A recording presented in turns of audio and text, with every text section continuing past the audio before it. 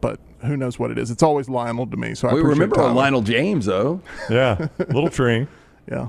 Tyler, anything you want to say? Tyler did a goodbye on the Monday Meltdown. Go watch the Monday Meltdown. Great. So. It was great. Tyler, you could say something. You don't have to. It's your call there. I mean, it was great running the Meltdown with you, going to see every movie that came out, leaving work early a couple times to go see a movie. We did that with Alien. All the lunches we went together. It was just a great time. I'm going to miss you. I'm going to miss you too, nice. Tyler. Let me know if you need any help with your new venture. Definitely. All right. Well, all the best to you, Melton. You're a good dude. We look for who does Thompson get in week 1? Carver. Okay. What's the point spread? Thompson is a 27.5 point. That sounds right. Yeah. I don't know the official, but that sounds right. We're going to go 27.5 in that one. It's going to be a nice. I think I would lay it. How old's that quarterback now for Thompson? So, once again, played as an 8th grader. Yep. He's now going into his junior year. So, he's played for 3 years already going into his junior year. 2 state championships, 3 state championship appearances. Trent Seaborn, if you get a chance on a Friday night. Best quarterback in the state? That would be my vote. Yeah. Come watch a game of his. Great saxophone player, too. All the best to you, Melton. You're a good dude. And Meltdown 247 is where you get all his content moving forward. All right. That's going to do it for another week. It'll be a game week when we come back. Dunaway will be back with us on Monday. Enjoy the weekend. Thank you for joining us on The Next Round. Make sure to like, subscribe, give us a thumbs up, and set those automatic downloads on the audio side. That helps us a ton. Have a great weekend. We'll see you 9 o'clock Monday morning on The Next Round.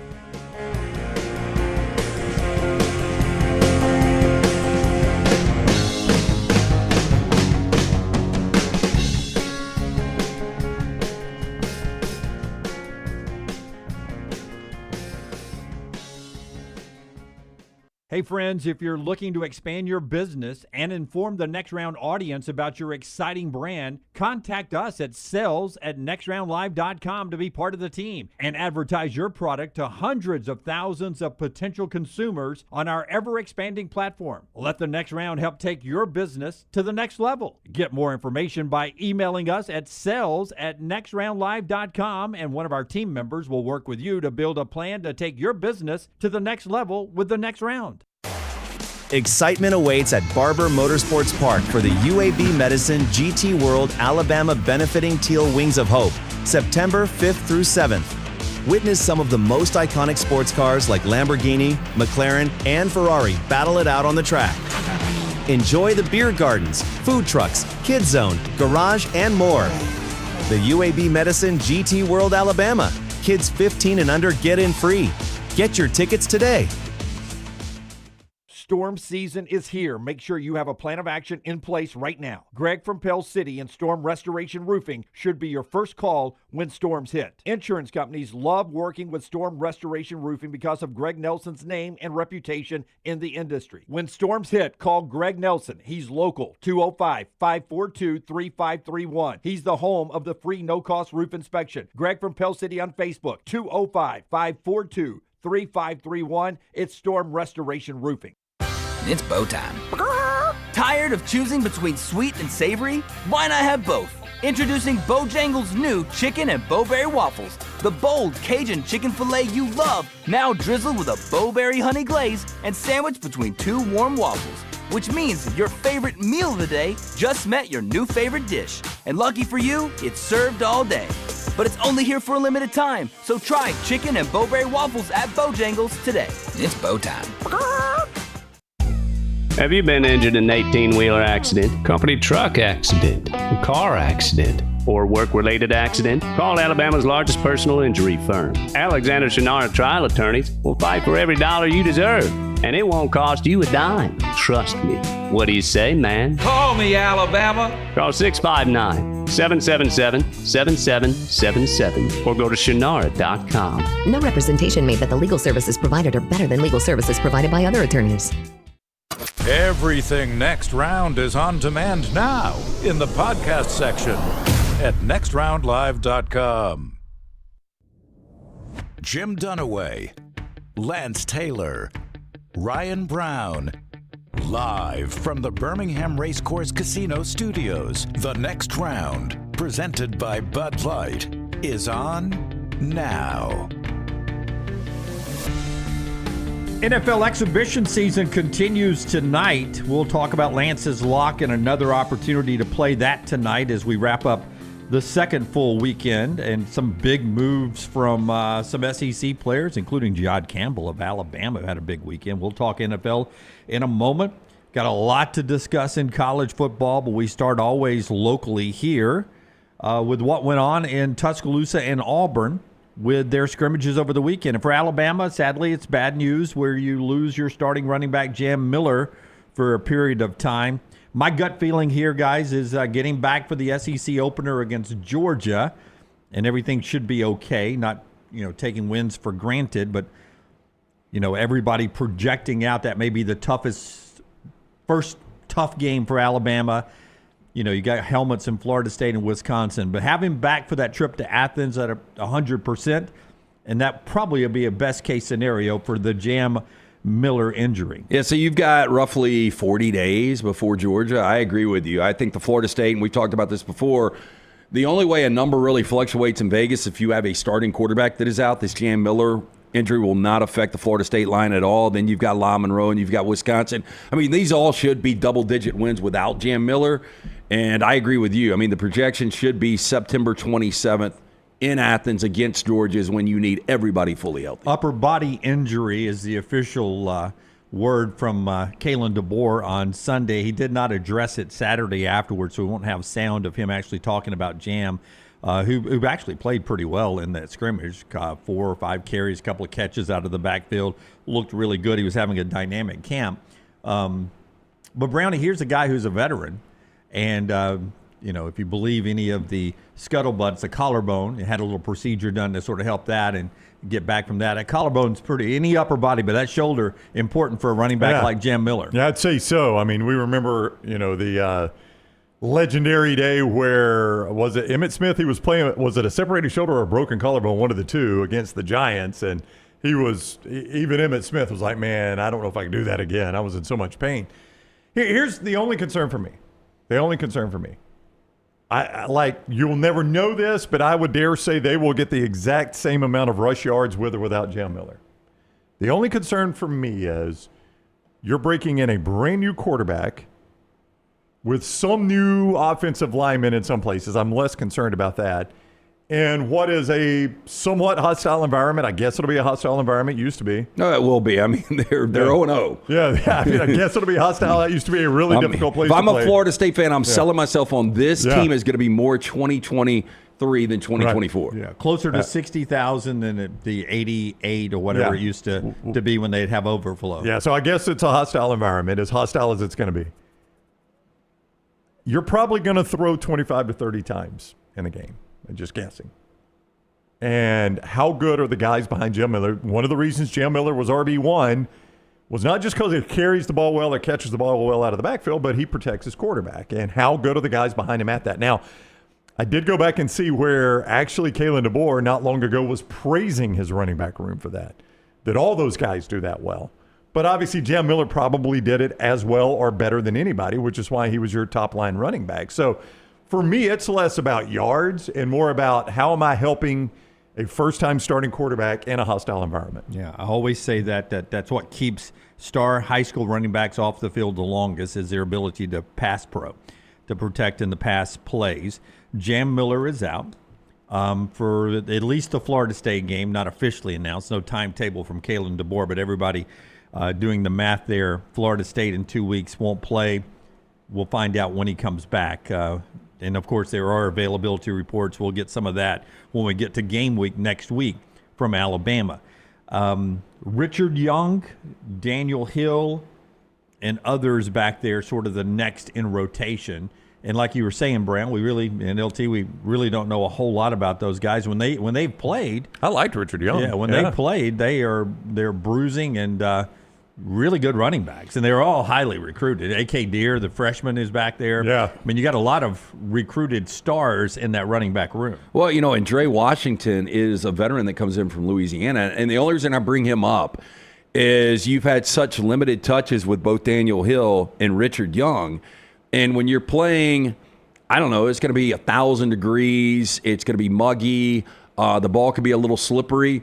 You know, when Daniel Hill and Richard Young were coming in, they were probably in games where Alabama was up 28. There was a lot less pressure on these guys. Now, when you're, carrying the football in the first quarter and, one of these guys lays it on the ground, like that's one of the reasons you might look to a guy like Dre Washington to get some touches just because he's got so much experience. Yeah, I mean, I just wonder, without Miller, do you say, okay, who's the guy, to Lance's point, who's the guy that's least likely to put it on the ground? Like, I haven't heard them talk about fumbles at all. All I've heard them talk about is interceptions when they've talked in terms of quarterbacks. Yeah, the lack of interceptions. That's right, the lack thereof. Good point. I haven't heard like, boy, we got to protect the football. The runner's putting it on the ground too much. So obviously, protecting the football in a road game to open the season is going to be paramount, and then protecting the quarterback. So I think those are the two things probably you look at first. Is there a more explosive guy I'm just using this as an example. I'm not saying this is the case. Could A.K. Deere be the most explosive guy you've got, Jim? But he's a true freshman, and we don't know if he's where he needs to be protecting the quarterback. And we've never seen him in a college game, so we don't know how well he protects the ball. Did he fumble a lot in high school? No. He never got hit like he does in a college game. In the scrimmages, he was fine, but with the lights on, I don't know. So, I mean, those are all questions you got to be answering right now if you're Ryan Grubb and Kalen DeBoer and Nick Sheridan and that offensive staff to figure out who you want out there. I would tell you this from what you learned from camp so far with Ryan Grubb. He loves to use the little check down passes to the running backs. So catching the football really important in the Ryan Grubb offenses as they move forward without Jam Miller, who is by far the dominant number one starter there. We'll get a timetable at some point from Kalen DeBoer officially, and we'll get to game week next week and get the availability report. But that's the downside of what came out of the scrimmage. We'll hear from the coach in his post-scrimmage news conference from Saturday. After Brownie tells us about our friends at MyBookie, mybookie.ag. Folks at MyBookie back with us in time for the football season. Such an enjoyable way to enjoy your football Saturdays here in the South, Brownie. Yeah, code next round is what you're going to use there at mybookie.ag. Code next round at mybookie.ag. And let me tell you what that is going to get you. If you're new to MyBookie, use that code on your first bet up to $500. That bet is fully covered. Free bet. Up to $500 on that first bet. Good way to get your feet wet there at mybookie.ag, code next round. Mybookie.ag, code next round. Make you play. If it doesn't hit, you get that money right back with bet back bonus. No stress. Just a one-time rollover on the return bet. You reload and keep firing. Maybe you get it the second time. Hopefully you hit it the first time. Everybody's pulling for you. Sign up at mybookie.ag with code NEXTROUND. Claim your bet back bonus. Make this football season where bragging rights come with a bankroll. They've also got that online casino and live casino. You don't have to leave the site. You can play the games there at MyBookie, play the casino a little bit later. MyBookie's where bettors win together because bragging's good, but cashing in is better. So go to mybookie.ag right now. Code NEXTROUND. If you want a little preseason action, you got some tonight. Preseason football tonight with the Commanders playing the Bengals. We saw this NFL game last year. You remember that on Monday night? And Jaden Daniels, that was kind of his coming out party. Yeah, he was good. MyBookie.ag, code next round. All right. Remember, next round, no space there. Keep those smashed together there, next round. All right. Here is Kalen DeBoer after the scrimmage on how everything went in Tuscaloosa. So important to you guys to hear from the head coach. Here he is. Probably a lot like the first scrimmage. Offense did some nice things early. Has to do a better job of sustaining it. And the defense doing a good job of responding. That's really general, but that's kind of how the scrimmage went. So got a lot of red zone work in at the end. Slowly building up and got some reps on that. Tuesdays and Thursdays practice was really good from some live action. So from Saturday, Tuesday, Thursday, and again today, we've got a lot of tackling in, a lot of work. Full pads, and so I like just kind of the stamina we've had that way, and just how much tackling we've had. Okay, one thing I did learn from that scrimmage, two things real quickly. One was Kalen DeBoer scheduled it in the middle of the hot Saturday afternoon. I wonder why. To simulate what it's going to, as close as he can, what it's going to be like in Tallahassee. So rotating a lot of running backs, offensive, the personnel, rotating them in as you may do in a game week coming up a week from Saturday against Florida State. Also, I heard from that Deontay Lawson lit up a couple of people. Yeah, which is good news, by the way. Yeah, that he's out playing and hitting people like he was hitting. Having him back for the opener, it wasn't going to surprise me if maybe he wasn't really in the rotation until week 2, week 3, maybe before the Georgia game. But back from that injury late last year, being back now in time for the opener, that's a great sign for me. That was the cherry on top to a disastrous night in Norman, Oklahoma. Not only did you get embarrassed on national TV, you lost Deontay Lawson. And, I mean, that night could not have gone worse for Alabama. Yep.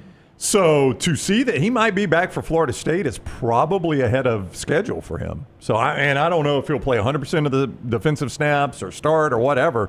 But I would just say, Lance, if you see him on the field at all against Florida State, it's a bonus based on that timetable. Yeah, this is this is a good way to ease your way in if you're Alabama. Again, back to September 27th is kind of what I know it's laughable when we talk about Florida State and Wisconsin. Florida State's such a good football brand, and we're talking about them like they're East Tennessee State. A week ago, it just didn't seem like that there was any injury, concerns. And if this was, if you've got a starting running back and a starting linebacker for the Auburn Tigers going to Waco, it feels a lot different, doesn't it? Yeah. If they were missing those pieces. Yeah. I would fear playing at Baylor a little more than playing at Florida State. I cannot believe I'm saying those words historically, but I think that would be a tougher game. Oh, Baylor's a better team. Yeah. They're a better team. I'm just saying. I don't know that. You guys, you say that. Better quarterback play this year, and they did a great job of flipping the roster. You don't know what it's going to end up looking like, but I believe Florida State has better personnel than Baylor does, even in this version of Florida State. But you can feel differently. I disagree with you guys. Florida State and Baylor played each other at either place. I would take Florida State to win that game. Oh, really? On the road? On the road in Waco? Either one of them. Okay. Baylor probably a 6-point favorite at home, probably close to a pick at Florida State. In Tallahassee. Yeah. The gambling lines aside, Florida State's got better personnel than Baylor does. They do. Baylor's got better coaching. Well, you say that. Dave Aranda's never gone 13-0 in a regular That's season. True. Dave Aranda's never won a conference championship. You said that really quickly. I'm not quite ready to 100% go out on that. Yeah, they had a bad year last year. Yeah. A disastrous year. Disastrous. Yeah, look, and Aranda's, I'm not saying – I did say it quickly. You did say it quickly. A little too quickly for my taste. I taste. actually don't think either one of those guys will be around in 2 years at either place. Yeah. I think Mike Norvell will still be there. I think he will have a really good season this year. I don't think they beat Alabama, but they're a better team than Baylor, in my opinion. Ty Simpson in the scrimmage on Saturday for Alabama.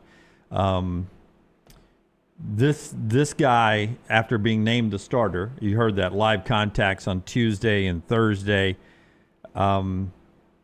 The touch he had on the football from those people that were inside watching the scrimmage, and I think this is the one that a few people get to see, the Red Elephant Club people, and you hear little comments. Nothing's too specific, but they all leave this talking about Ty Simpson's ability to check down, find open receivers in the offense. Everything I heard about Ty Simpson fell into the game manager category, if we were going back old school game manager. Yeah. But all the Red Elephant Club people, or the people that are inside that I know that were inside, said the way he masters the offense and is quick on decision making and is not afraid to check it down and take a 5-yard, 7-yard positive play instead of trying to hit a home run ball every time. Well, it makes me feel a lot more comfortable with the quarterback position, just me personally. Yeah, I don't want to call A.J. McCarron a game manager by any means, but the so-called game managers in Saban's tenure won more championships than the outstanding elite quarterbacks. That is a great point. Like Tua and Bryce Young were the outstanding elite quarterbacks and saved one half of football. Tua didn't win a championship. Bryce Young. But the guys that did were the Mac Joneses. Now, Mac was far from a game manager. But I still consider him, just based, I guess, on what we thought and what we've seen in the NFL. But to your point, Jake Coker would never have been described as an elite college football quarterback. I love Jake, but nobody's going to describe him as that. A.J. McCarron was really, really, really good. A Heisman finalist, right? He was a Heisman finalist one year. But I see what you're saying there. And Blake Sims. I think I would put Blake Sims in that category, too, and that's the guy that went to the college football playoff. The elite ones, you're right. It was the game managers sometimes do it. And I do think skill set wise, I'm not saying he's a better quarterback. I'm just saying in this offense skill set wise, Ty Simpson is a better fit.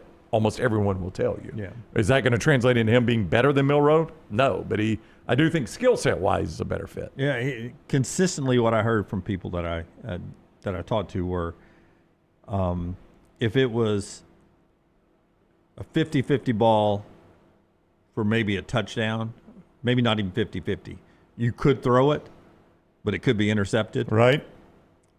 Did not risk it. Did not risk the biscuit. So he'd put it in the pocket rather than push it down the field, is what you're saying. Did a great job of extending plays in the pocket and then had no problem dropping it off. But the pacing of his release, everybody that I talked to kept saying, got the ball out so quick, line may be great at pass pro, but they didn't really have to pass block very long because, boom, he had it out. Boom, he had it out. Catch and run. Well, I mean, if you can do that, that is a quarterback's dream. If I've got easy completions to really good receivers, that's a dream quarterback right there. That's what I would want. I get protection as long as I need it, and I've got open receivers early because that's going to naturally pull a defense a little closer to the line and open up those deep balls. Well, and again, what you want this year at the quarterback position, if you're Kalen DeBoer, is consistency, and that sounds like. Again, a game manager sounds like a more consistent player. Another thing that, as I was talking to people, I was like, what about interceptions? Any bad interceptions? I've only heard 4 all camp. And they were like, I don't think I saw an interception. This is wild. If they've really gone through camp with only 4 interceptions. They're going to save them for Tallahassee.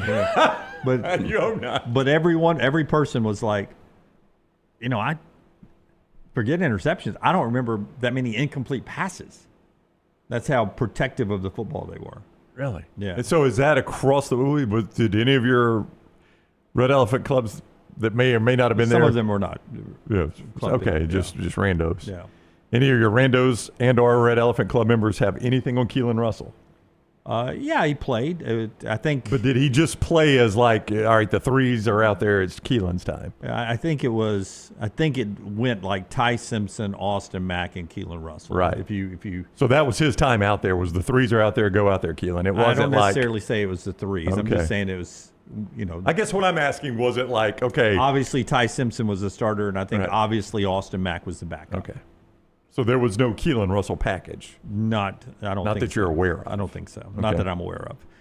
Again, I don't get too probing. I don't ask too many questions. You just get what's delivered to you. I asked the very, very quick question. What did they say about defense, other than Deontay Lawson lighting people up? Deontay Lawson racked some people up.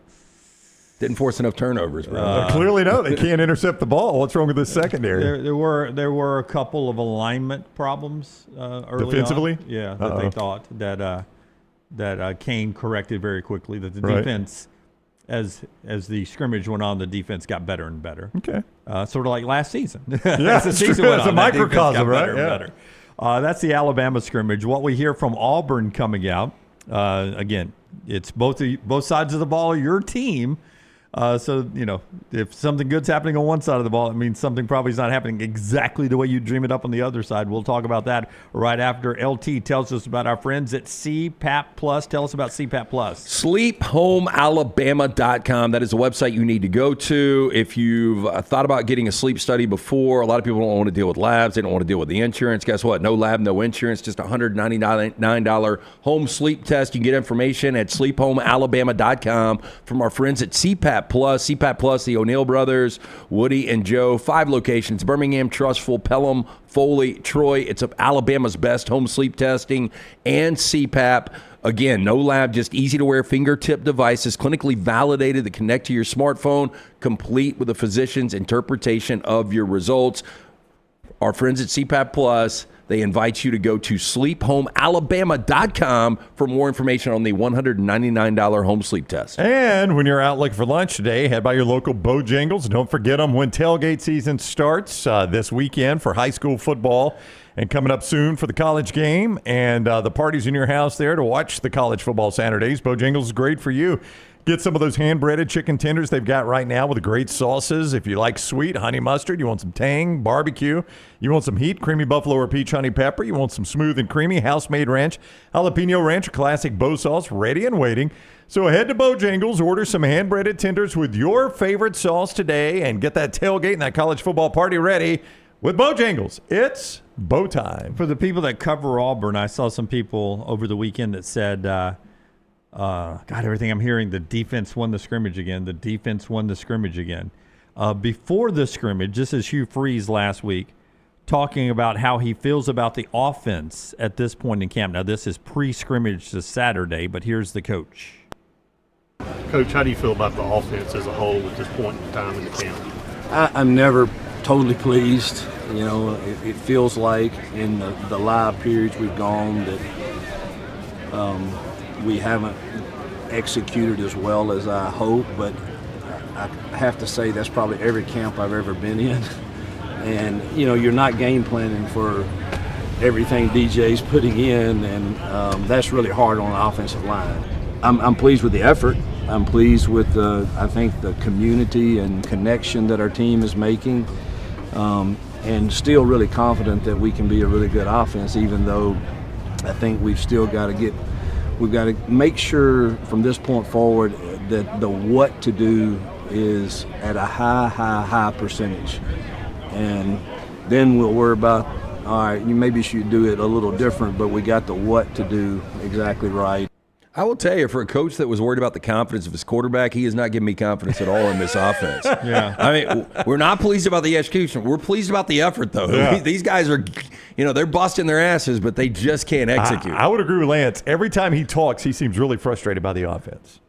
Am I wrong about that? I mean, do you pick up the same thing? Get cut 6 ready, Tyler. Oh, is it worse? No, I mean, I'm just saying that the, last media availability point, our buddy Rosie Langelo, WSFA, actually will ask the question here in a second, but there was a video, and she noticed it when it happened, and she texted me this, but as I tweeted out with this video, Jackson Arnold holds the ball there, doesn't throw it to the open receiver in the flat or anywhere else, and Hugh throws his hat after he yells at him, throws the visor down. And I tweet out there, I said, this is the best piece of public relations video that Hugh Freeze has had sent out in a long, long time, and I'll tell you why.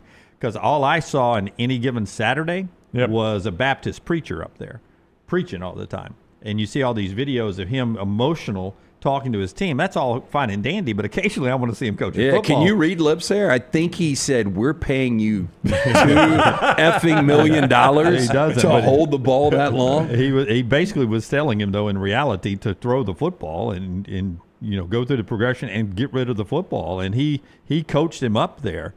And then Rosie asked him about the visor being thrown. Here's the coach on getting caught throwing his visor on video in practice. Saw you a little frustrated there. I don't know if it was Jackson or what, but you threw your hat. Just how much more comfortable is he week by week? Did you catch me throwing my visor? I did, yes. Yes, yeah. I've got to calm down sometimes with quarterbacks, but when we have, again, it goes back to when we have the right thing called. The expectation, and I think it's a reasonable one, is we execute it.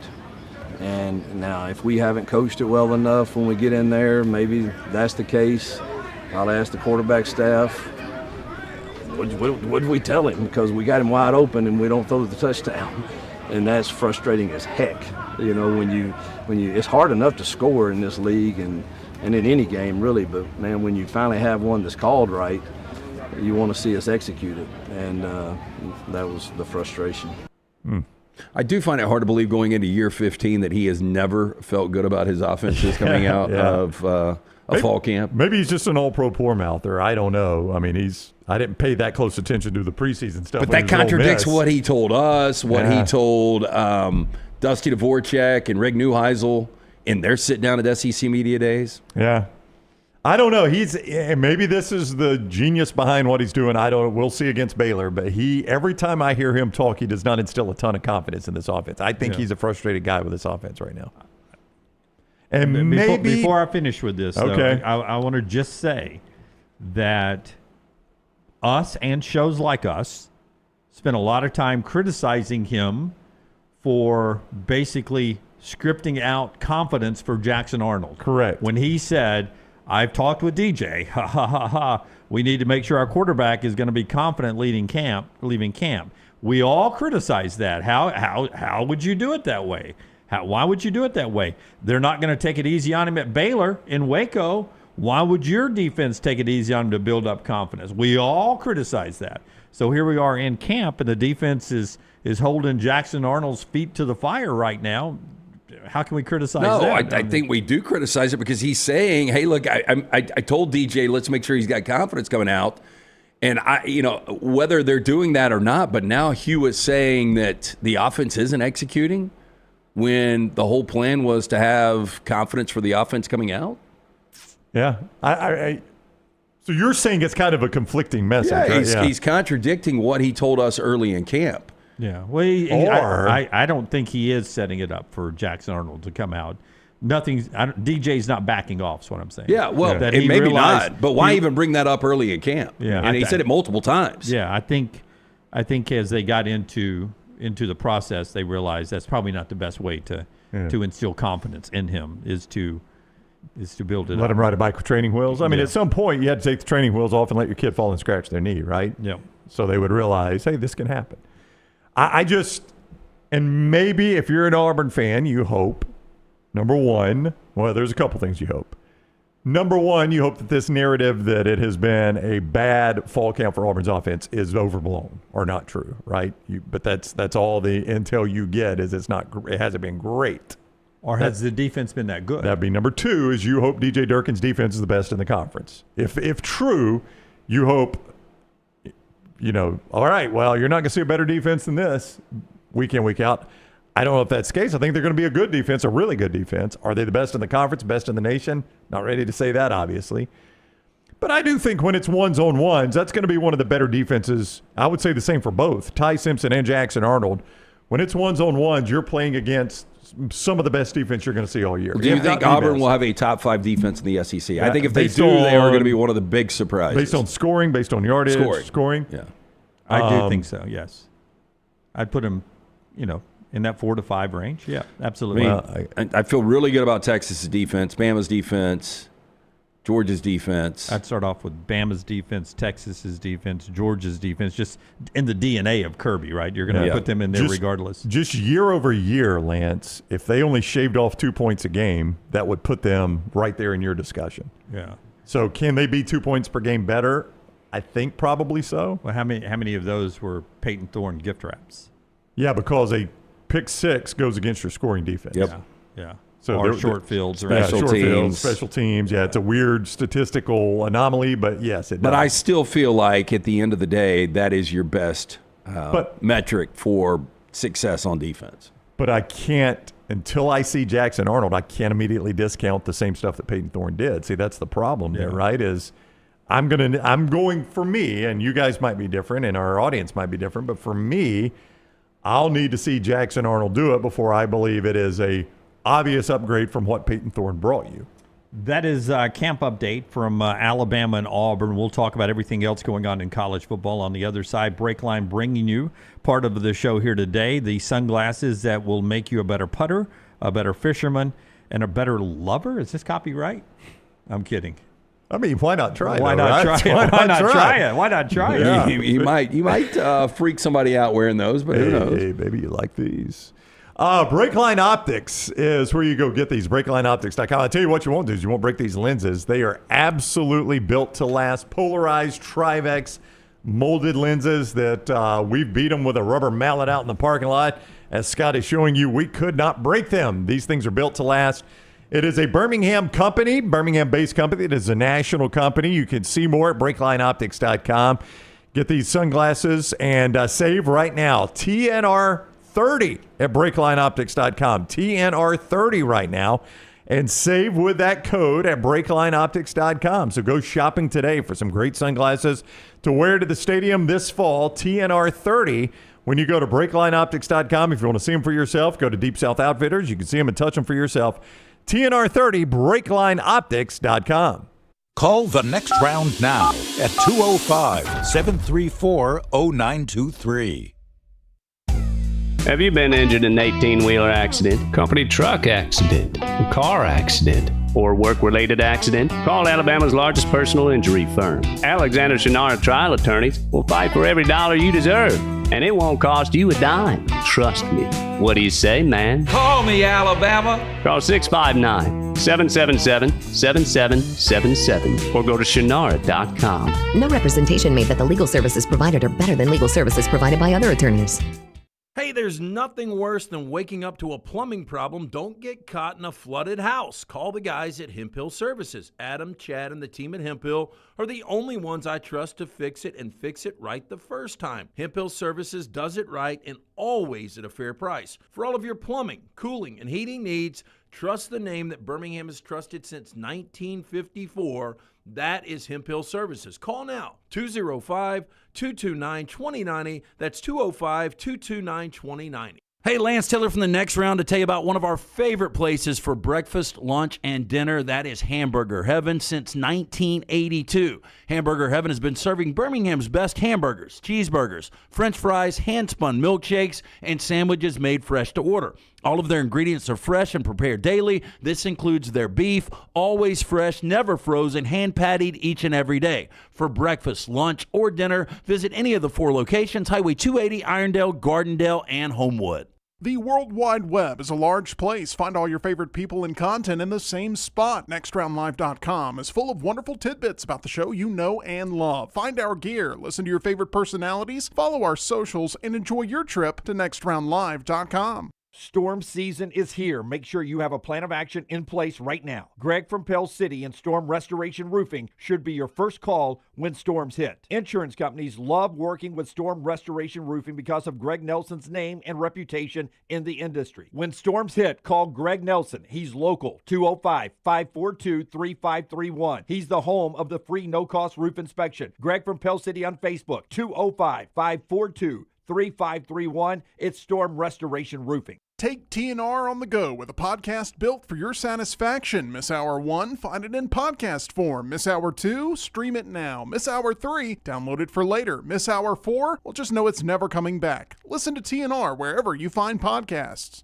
Hey, for all of your IT and printing needs, reach out to our friends at Xerox Business Solutions. Look, I'm still one of those old school guys. I print my notes every single day for the show. If you watch the show here on the Next Round, you see all the notes in front of me. From day one, Xerox Business Solutions, they've been with us here at the Next Round. Local for over 45 years. For all of your IT and printing needs, visit XeroxBusinessSolutions.com or call 205-969-3000. That's 205-969-3000. Remember the name Way to Wellness if you're battling weight loss in your life. I'm Jim Dunaway from the Next Round. There was a time I was over 216 pounds until Way to Wellness helped me lose 45 pounds, and now for over 2 years, they've helped me keep that weight off. Here's their website, aplanforme.com, aplanforme.com. That's a great name for a website because there's no cookie-cutter plan. Everything is designed specifically for you. No contract, no sign-up fees, and your first consultation is free at Way to Wellness. It's bow time. Tired of choosing between sweet and savory? Why not have both? Introducing Bojangles' new chicken and bowberry waffles. The bold Cajun chicken filet you love, now drizzled with a bowberry honey glaze and sandwiched between 2 warm waffles. Which means your favorite meal of the day just met your new favorite dish. And lucky for you, it's served all day. But it's only here for a limited time, so try chicken and bowberry waffles at Bojangles today. It's bow time.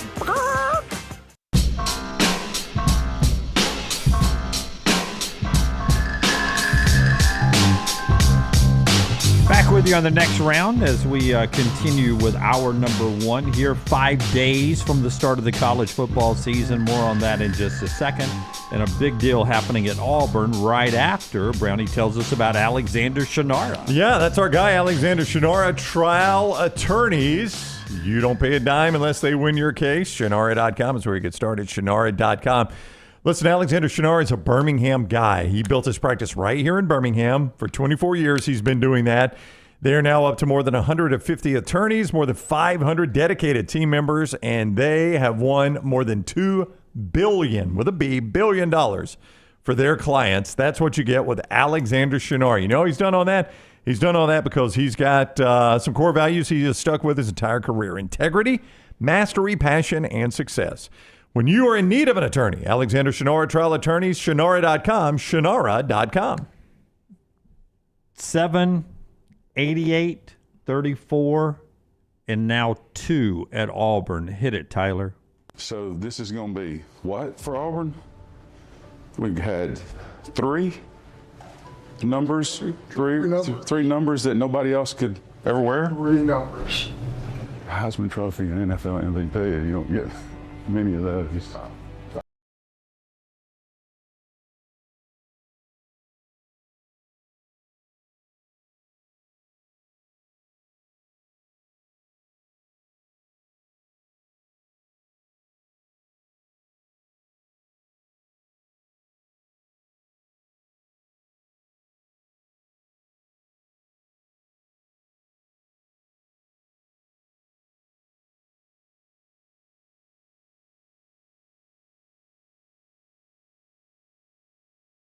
Honors their greats, their legends, different ways.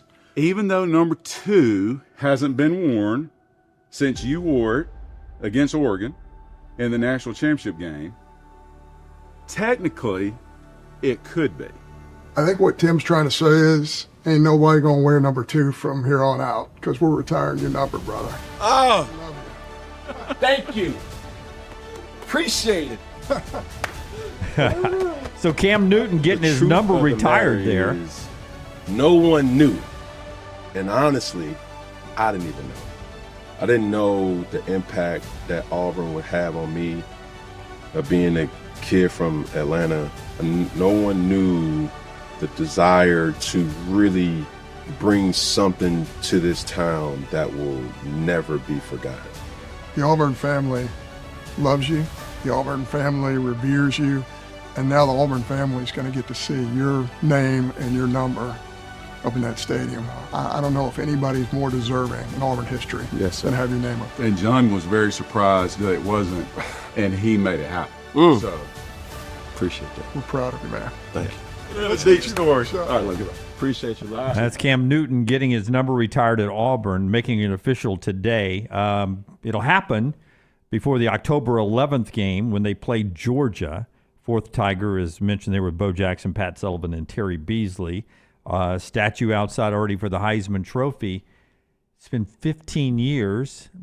Go back to Clay Travis saying that Cam Newton wouldn't ever show up on the Auburn campus anymore and they'd take that championship away. They're not taking the championship away, and now Cam's number's retired. Nobody will ever wear 2 again. What an honor. It was the most unforeseen season ever. You know, Joe Burrow 18 to 19 was pretty incredible. But I had at least seen him in an LSU uniform. Yeah, you know? And if you were like, he's going to have, Jamar Chase and Jordan Jefferson going to end up being or Justin Jefferson, the 2 best receivers at one time in the NFL, then you could be like, I could see where this offense would be really good. Cam Newton came absolutely out of nowhere. No, he did. The first time, like, you get a kid out of junior college, it is a roll of the dice. I mean, we don't have as many JUCO players today as we used to, but back in the day, JUCO was it's where you went when you didn't have an answer, right? Like, I got to have a running back now. There was no transfer portal. I'm going to go to JUCO, and I'm going to see if I can get the best one I can get. And you did it at quarterback, too, and him coming out of Blinn Community College. And I remember the numbers, and you're like, it's Blinn Community College. I mean, who do they even play? Is that even a good community college? I don't know anything about Blinn. But I've always said this. I'll never forget talking to Rick Burgess, and Rick's son was on the Auburn team at the time. And I was like, what are they going to do at quarterback? He's like, listen, I don't know about this kid that came out of community college. All I know is Blake tells me when the play breaks down, you've never seen anything like it. when the play breaks down, this guy is extraordinary. And I was like, that's an interesting way of saying it. What else does the guy do? But, buddy, when the play broke down, Cam Newton was unstoppable. It was almost like Robert Redford in the Natural. They didn't play him forever. And then when he first came in, it just sensational. It just got bigger and better every game. And that was the way Cam's career kind of evolved in 2010. And by the end of it, you were like, damn, this went from a team that you thought was like 7-5 or 8-4 to they could legitimately win the national championship. And They ultimately close the deal, and he wins a Heisman Trophy, and it goes down as one of the greatest seasons in college football history. If you're going to retire numbers, you can't not retire that one. I mean, that's just the way it is. Like, if you're going to retire numbers as Auburn, and they've set the precedent of doing that with Bo Jackson, Pat Sullivan, and Terry Beasley, you can't not retire Cam. Do you guys remember the skit that MC Hammer was on in SNL? It was Bad Haircuts, and they were all sitting around. Yeah. Cam would have crushed that one. You can't leave that one unretired, though. What an honor for Cam Newton. It'll happen before the Georgia game on October 11th there at Jordan-Hare Stadium. Just adding to that will already be a juiced weekend and a juiced atmosphere there. No way of knowing kick times or anything yet on that one, right? Feels like maybe a primetime game. Can you imagine if Auburn's 4-1 or 5-0? Now, if they're 2-3, that's going to kill a lot of luster off of it. It's a must-win game at that point for Hugh Freeze. But for Cam Newton, it'll be a big night there with Georgia coming to town. Yeah, that is reserved for primetime. Yeah, you just don't know what time. It's anything from 5 o'clock to 7 o'clock. So the sun will be setting at some point in that game, or has already set. So that's going to be a juiced night atmosphere game. Lance has already said, look out.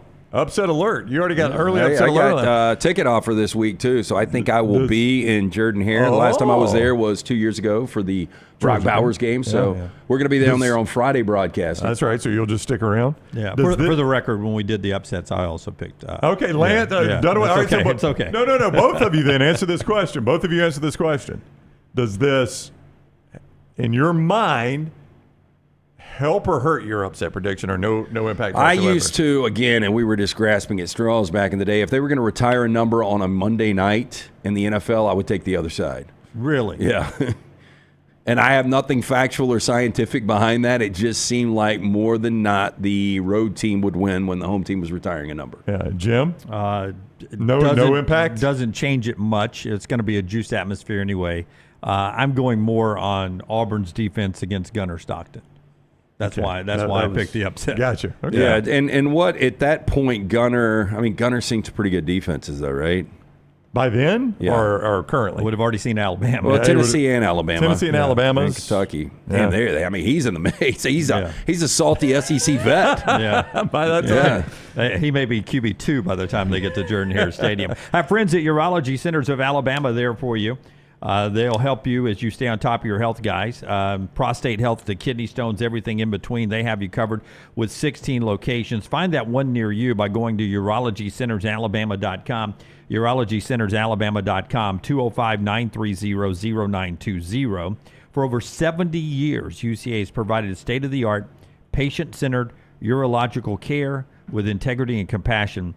That's why I use urologycentersalabama.com. You can too. Again, make that appointment, 205-930-0920 or online, urologycentersalabama.com. And also our friends at New York Butcher Shop LT.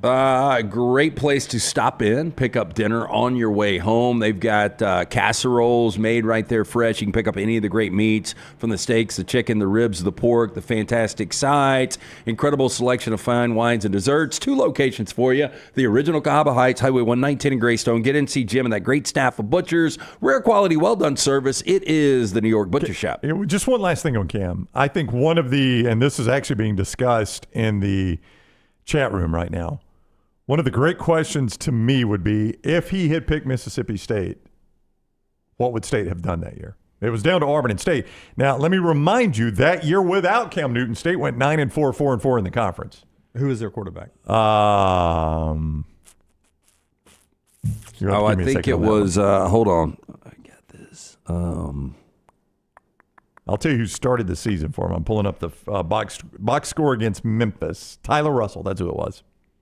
Tyler Russell and Chris Relf. That would have been a little bit of an improvement. Tyler Russell wasn't a bad quarterback. I think people forget it was early in the season how Auburn actually struggled with Mississippi State. I think Mississippi State probably is 11-1. Yeah, Auburn won that game 17-14, and Auburn scored all 17 points in the first half. They did not score in the second half against State. I would have to go back and look at State, but I would go 11-1 and. Well, their losses were to Auburn 17-14, at LSU 29-7. I mean, you got to reverse a lot there, but Cam Newton could do that. At Alabama 30-10, and then double overtime to Arkansas at home 38-31. They only lost to ranked teams. They lost to national champion Auburn LSU was number 15 at the time, Bama number 11 at the time, and Arkansas number 13 at the time. So you feel like they would have won the two tight games. If they would have split the others, they still probably play for the national championship. I don't know if they would have. That's all you need to say about Cam Newton. He could have had state and national championship contention. Yeah, I'd put him at 10-2. I don't think they would overcome 30-10 at Alabama. That's the a LSU game. Those are blowouts. And I personally don't think he could overcome Alabama 9 out of 10 times. Yeah. The way I mean, he barely did it with Auburn's That's roster. what I'm saying. Yeah. So Mississippi State never beats Alabama. So at least when Saban was there. So who else in 2010? Just looking, TCU was undefeated. So it would have been. I guess Mississippi State does not get in front of an undefeated TCU. We're going to talk about Mississippi State and TCU. What kind of college football season was that? Speaking of college football, it is game week. This is available for you online if you follow. It's the week 0, week 1 combo. A full week 1 TV schedule will go out next Sunday, as it always does. But 5 games happening this weekend, including the big one at 11 a.m. on ESPN, Iowa State, Kansas State. Almost sort of wish that was at nighttime. Wish that was in prime time. But, of course, it's in Europe, so that's not happening. Other than that, Idaho State, UNLV, no watch for me. Fresno State, Kansas, 5:30 on Fox. I'll watch it, absolutely. And then Stanford and Hawaii.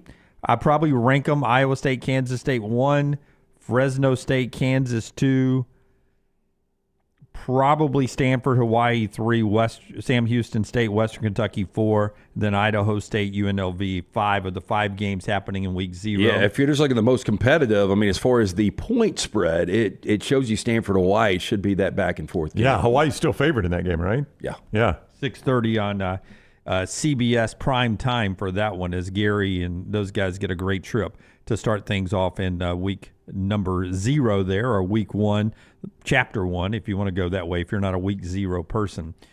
Just thought that was interesting. A couple of quarterbacks settled up, including both sides of the big game between Syracuse and Tennessee. The Volunteers make it official this morning. Tennessee names Joey Aguilar as their starting quarterback. He will wear jersey number 6. And I think he's the first guy to wear 6. I saw the Tennessee sites talking. The first guy to wear jersey number 6 at quarterback since like the early 80s at Tennessee. So he will be the quarterback. If you don't know Joey, 2 years at Appalachian State, 6,760 passing yards and 56 touchdowns at a program that I always think about running first, but for his 2 years as the starter at App State, put up some big numbers. A lot of interceptions, and I would seriously doubt there's any Tennessee fans when they heard the news were in celebratory mode. Hey, let's pour one out for Joey Aguilar. I think we kind of expected this when he came from Appalachian State, especially when Nico left to go to UCLA. We'll see how this plays out. I do believe, though, that much like Kevin O'Connell with Sam Darnold last year, you're going to get maximum play at the quarterback position under Josh Heupel. The knock on Aguilar has been the turnovers, and that is something we'll just have to see in real time how he has fixed that. I don't know that Syracuse can be that test that Tennessee needs. I don't know. I mean, it's probably the game against Georgia before you really know what you've got at quarterback, because they've got Syracuse and East Tennessee State. That's the good news. He can get a little bit, under his feet before he has to play Georgia, but you may not know what you got until you face Georgia. Yeah, I don't think there's any, there's these games like the Alabama, Florida State, Tennessee, Syracuse, where I don't think coming out of it you'd be like, man, they answered a lot of questions. Now, on the other side, if you had a 2-touchdown underdog pull off an upset, which in today's NIL, back to what Dunaway said, where you never know what these rosters are going to look like with complete flips, out of the gate losing one of those games, one of these teams, that's when it gets really interesting. I go back to Tennessee-Pittsburgh when they played, was it 2 games they played? The one at Pitt. When Pitt's quarterbacks, they didn't have a healthy quarterback to finish the game, remember? Yeah, Tennessee-Pitt at Pittsburgh. I think Tennessee barely won that game, right?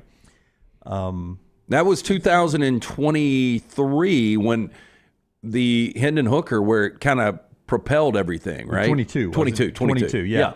And they started off that way, and I was like, oh, that was a shaky start from Tennessee. By the time they beat Alabama and later on lost to Georgia, but that was a great year from them. And I could see it being that kind of opener where you leave leave at the Mercedes-Benz, right, for that one? Tennessee, yeah, it is in Atlanta. I could see you leaving there going, I don't know about this Tennessee offense. I don't know about this Tennessee offense with Aguilar. And it could be something that builds on itself as the season goes on. Yeah, because Fran Brown, Syracuse, his defensive schemes mirrors that of Kirby Smart. He'll have a pretty good defense on the other side of the ball. That was week 2 of the 2022 season. Ended up going to overtime. They beat Pitt 34-27. Hooker ended up 325 through the air. But that was a shaky game where I just remember Pittsburgh couldn't finish with a healthy quarterback. Yeah, when the guy would hobble back out there for another drive, they'd move it down and answer a touchdown, then he'd be out again. Steve Angeli gets the job on the other side. Syracuse makes that official. 10 touchdowns, 772 yards in his time there at Notre Dame. He's got some seat time, and he takes over Syracuse. I didn't know this, but last year McCord, the Ohio State guy to Syracuse, 4,770 yards passing in the Fran Brown offense there. I got a stat for you. Yeah, Kyle McCord was fantastic last year. You know, Angeli did have an opportunity to come in, and he played some meaningful snaps against Penn State in the semis? You remember he came in? Oh, yeah. He executed an entire drive. Yeah, and he was really good in that situation. Yeah. So you brought this up. Fran Brown's debut season, I was reading this from Pete Thamel earlier this morning. 10-3, number 1 nationally in passing offense, as you just said.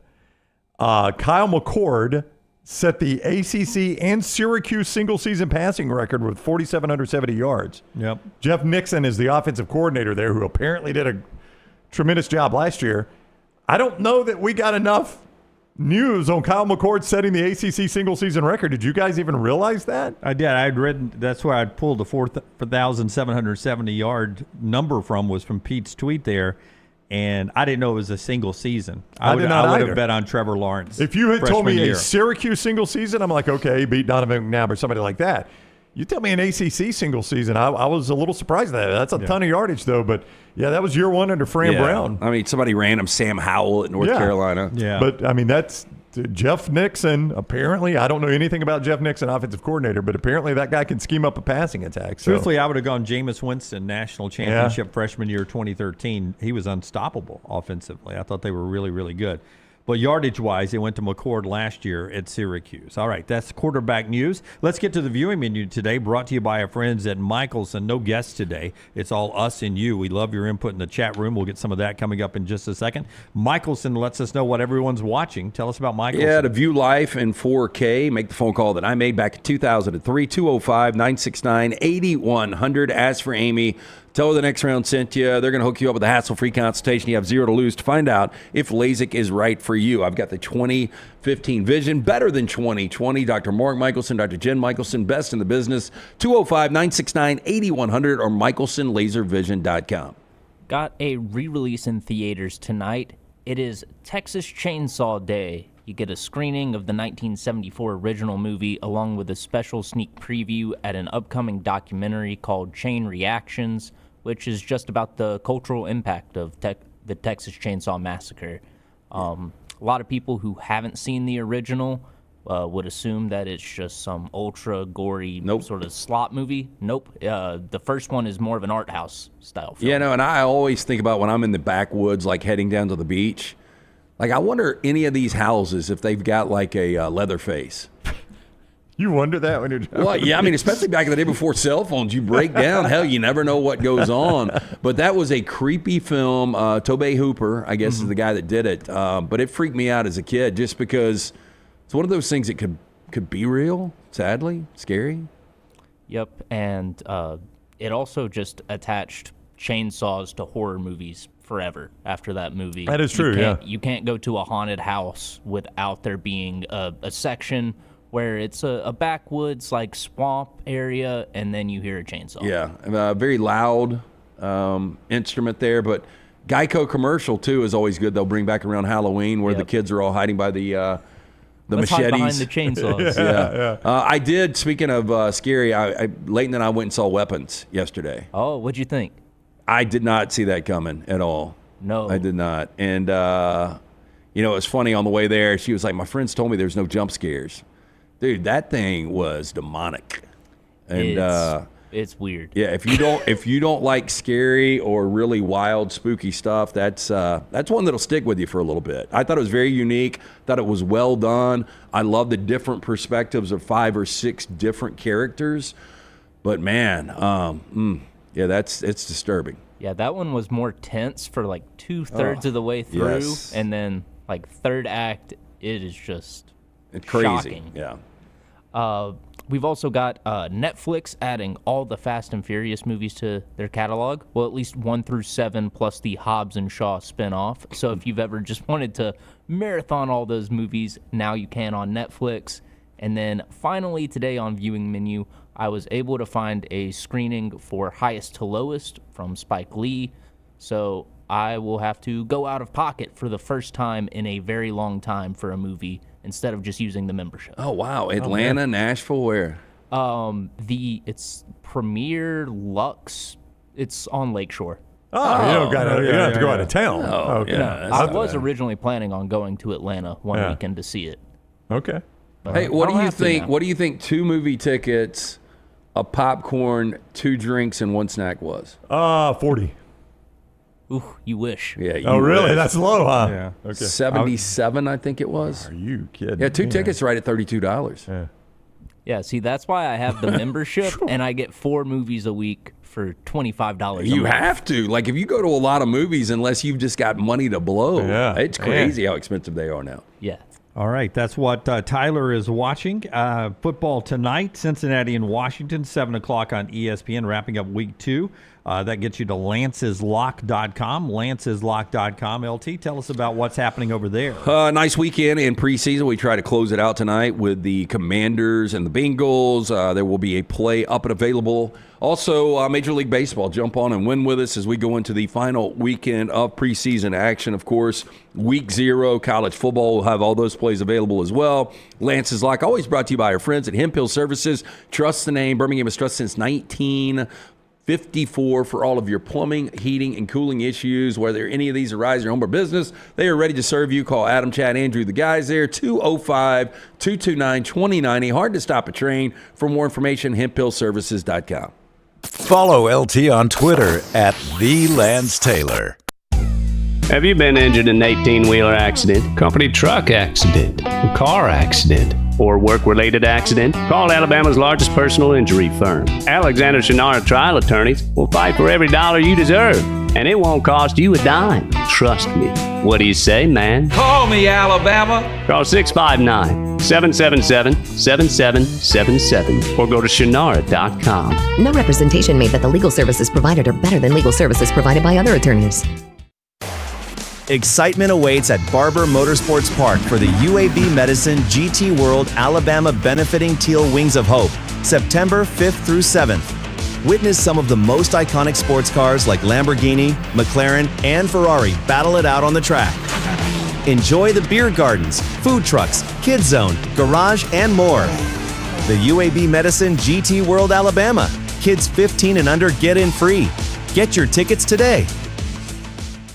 Hey, there's nothing worse than waking up to a plumbing problem. Don't get caught in a flooded house. Call the guys at Hemp Hill Services. Adam, Chad, and the team at Hemp Hill are the only ones I trust to fix it and fix it right the first time. Hemp Hill Services does it right and always at a fair price. For all of your plumbing, cooling, and heating needs, trust the name that Birmingham has trusted since 1954. That is Hemp Hill Services. Call now, 205-229-2090. That's 205-229-2090. When you crave activity like we do, you belong in the Roback family. Get the best golf wear, hoodies, and activewear for men and women at Roback.com. Use promo code TNR20 to get 20% off your order. That's Roback.com, promo code TNR20. Hey, Lance Taylor from the Next Round to tell you about one of our favorite places for breakfast, lunch, and dinner. That is Hamburger Heaven since 1982. Hamburger Heaven has been serving Birmingham's best hamburgers, cheeseburgers, French fries, hand-spun milkshakes,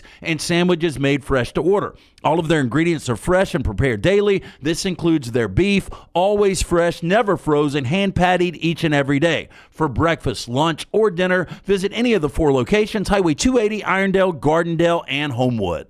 Follow Next Round Live on Twitter, Instagram, Facebook, and YouTube. The social media team at Next Round Live is dedicated to giving you daily news conferences and practice video from UAB, Alabama, Auburn, and around college football. Follow and compare to the sites you used to visit. You'll also get the latest highlights and news from the Next Round Daily Show. Turn on the notifications so you don't miss a thing. Follow Next Round Live on Twitter, Instagram, Facebook, and YouTube. See more at nextroundlive.com.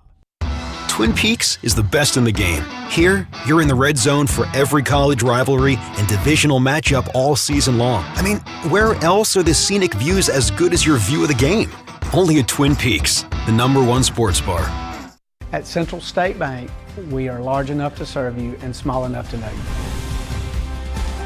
Manage your money with ease, whether it's mobile banking, hassle-free checking, competitive loans, business solutions, or personalized financial advice. We're your hometown bank with big-time service. Visit us today and experience banking made simple, because at Central State Bank, you come first. Member FDIC. It's bow time. Tired of choosing between sweet and savory? Why not have both? Introducing Bojangles' new chicken and bowberry waffles. The bold Cajun chicken filet you love, now drizzled with a bowberry honey glaze and sandwiched between 2 warm waffles. Which means your favorite meal of the day just met your new favorite dish. And lucky for you, it's served all day. But it's only here for a limited time, so try chicken and bowberry waffles at Bojangles today. It's bow time.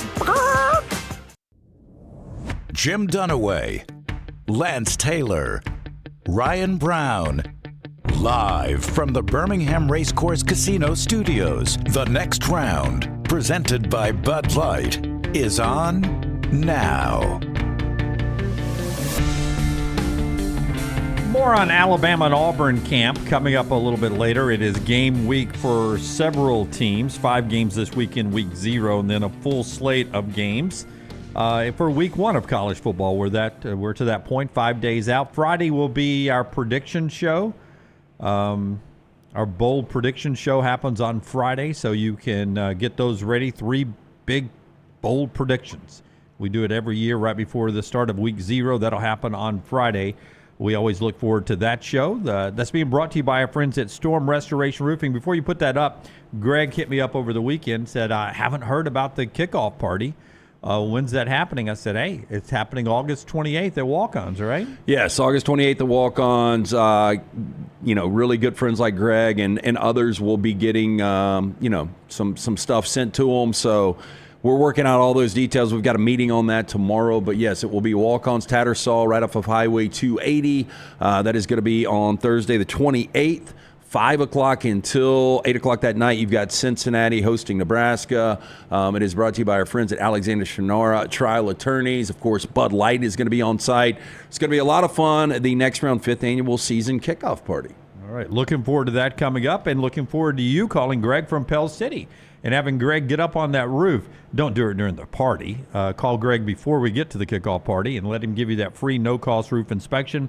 205-542-3531 or Storm Restoration Roofing as you search them online. Or you can go to Facebook, Greg from Pell City, and contact him there. What he'll do, he'll give you that free no-cost roof inspection. He also handles roofing replacement, storm damage repairs. Heck, Greg even has his builder's license, so he can help with the restoration or repair for you. Insurance agents love him because he's known them for over 20 years, locally owned. He's got kids that are on the crew, in the office, family-owned business right there, and A-plus rated with the Better Business Bureau. 205-542-3531. Greg from Pell City on Facebook or stormrestorationroofing.com. Couple of other notes. Before we get to 4 downs, this year's Ryan Williams. What was the one thing you heard about Ryan Williams? Oh, he's only 17, man. This kid's only 17. Reclassified, got to school, should have still been a senior last year in high school. There's one of those. Oh, we've got another 17-year-old? Yes, reclassified. He was going to be one of the top 26 recruits. He reclassified, and he is the wide receiver for Miami, Malachi Toney. And he's being described as this year's Ryan Williams. Malachi Toney is his name. Nickname his teammates have given him, Baby Jesus. Oh, Baby no, Jesus. no. What are we doing here? Why would you? Baby Jesus. And Mario Cristobal referenced that. They keep calling him Baby Jesus. Oh. But he is a guy that is delivering on the deep ball, great speed, and get ready to hear it. He's only 17. Wow. Well, they're going to have to be good for us to hear that a bunch. Of course, if they're as good as they were last year, I would assume they were. I mean, I don't know if you guys agree. I thought they were the most exciting team to watch in college football last year. Yeah, because if you like points. Yeah, I mean, their defense couldn't stop anybody. They got their defensive coordinator fired. I mean, through September, they could be one of the bigger stories if they can win both home games, by the way, against Notre Dame and Florida. And they'll be undefeated at 4-0 at that point. I think a lot of people would start taking them seriously if they beat both Notre Dame and Florida. It's a wild nickname. Yeah. I mean, I feel like we're borderline sacrilegious with that one. Yeah, but it was a big part of Talladega Nights. It was. Yeah. I also was borderline sacrilegious with that one. I don't know. I'll have to wait and see the kid play if he's. Hey, as Dave says in the chat, those are some large sandals to fill. I would agree 100% on that. They really are. I expect him to be really good on rain games, though. Walk on water. Stop the rain. See what you did there. Thank you. He'll have to, God forbid at the end, a Hail Mary. Who's going to deliver more there? Well, they've got the most famous one in history against them, by the way. Yeah. I'll have to see him be as good as Ryan Williams or Jeremiah Smith. I know Jeremiah Smith wasn't 17, but he was still a freshman. Yeah, I think the 17 is what a lot of people are referencing. I still don't get it, like how these guys reclassify and come that early. It's so strange, isn't it? Yeah. Well, why not? It's a opportunity to go make tons of money that you're not going to make in high school. First to do it was David Silver in 90210. You remember? He wanted to get up with his classmates. Yep. It was very strange just to catch it up. It was more in Calhoun County. It was more about guys getting held back. I remember that. Yeah. They get held back for athletic reasons. They didn't just fail, but some kids, they were so bad students they got held back in first grade. Yeah, I remember having a 19-year-old as a senior was a big deal. Yeah. The best weekend in college football, if you just go by the AP top 25 preseason rankings. Somebody sent us this graphic they put together. You know the name, Brandon, who sent us this graphic? It was on, hang on one second, I was pulling the actual graphic up. It was on Twitter. And they sent it to at Next Round Live, where you can always follow us on Twitter. It was Chris Hallman. We appreciate Chris sending us this. So using the AP preseason rankings, it's pretty good opening weekend. You got several games, but Forrester, if you have that graphic, if you don't, we'll just talk about it here. Here it is. Who's got the best weekend? That first weekend, 1, 2, 3 top 25 matchups in week 1. You got the same thing in week number 3. But if you get on out to that 11th day in October. Pretty good one there. And that November 1st date. And 11 and 18 back to back. And then that November 1st date is huge. Yeah, once we get to mid-October, now listen, the rankings are going to change, obviously. But on the weekend of the 11th, you've got 5 with Florida at Texas A&M, Indiana at Oregon, Ohio State at Illinois, the Red River rivalry shootout, and South Carolina at LSU. The next week, Ole Miss at Georgia, Oklahoma at Carolina, SMU at Clemson, the third Saturday in October in Tuscaloosa, and Texas Tech at Arizona State. But it does feel like that first weekend in November has annually become the biggest weekend of college football we get. How can that be possible if Alabama's got a bye week?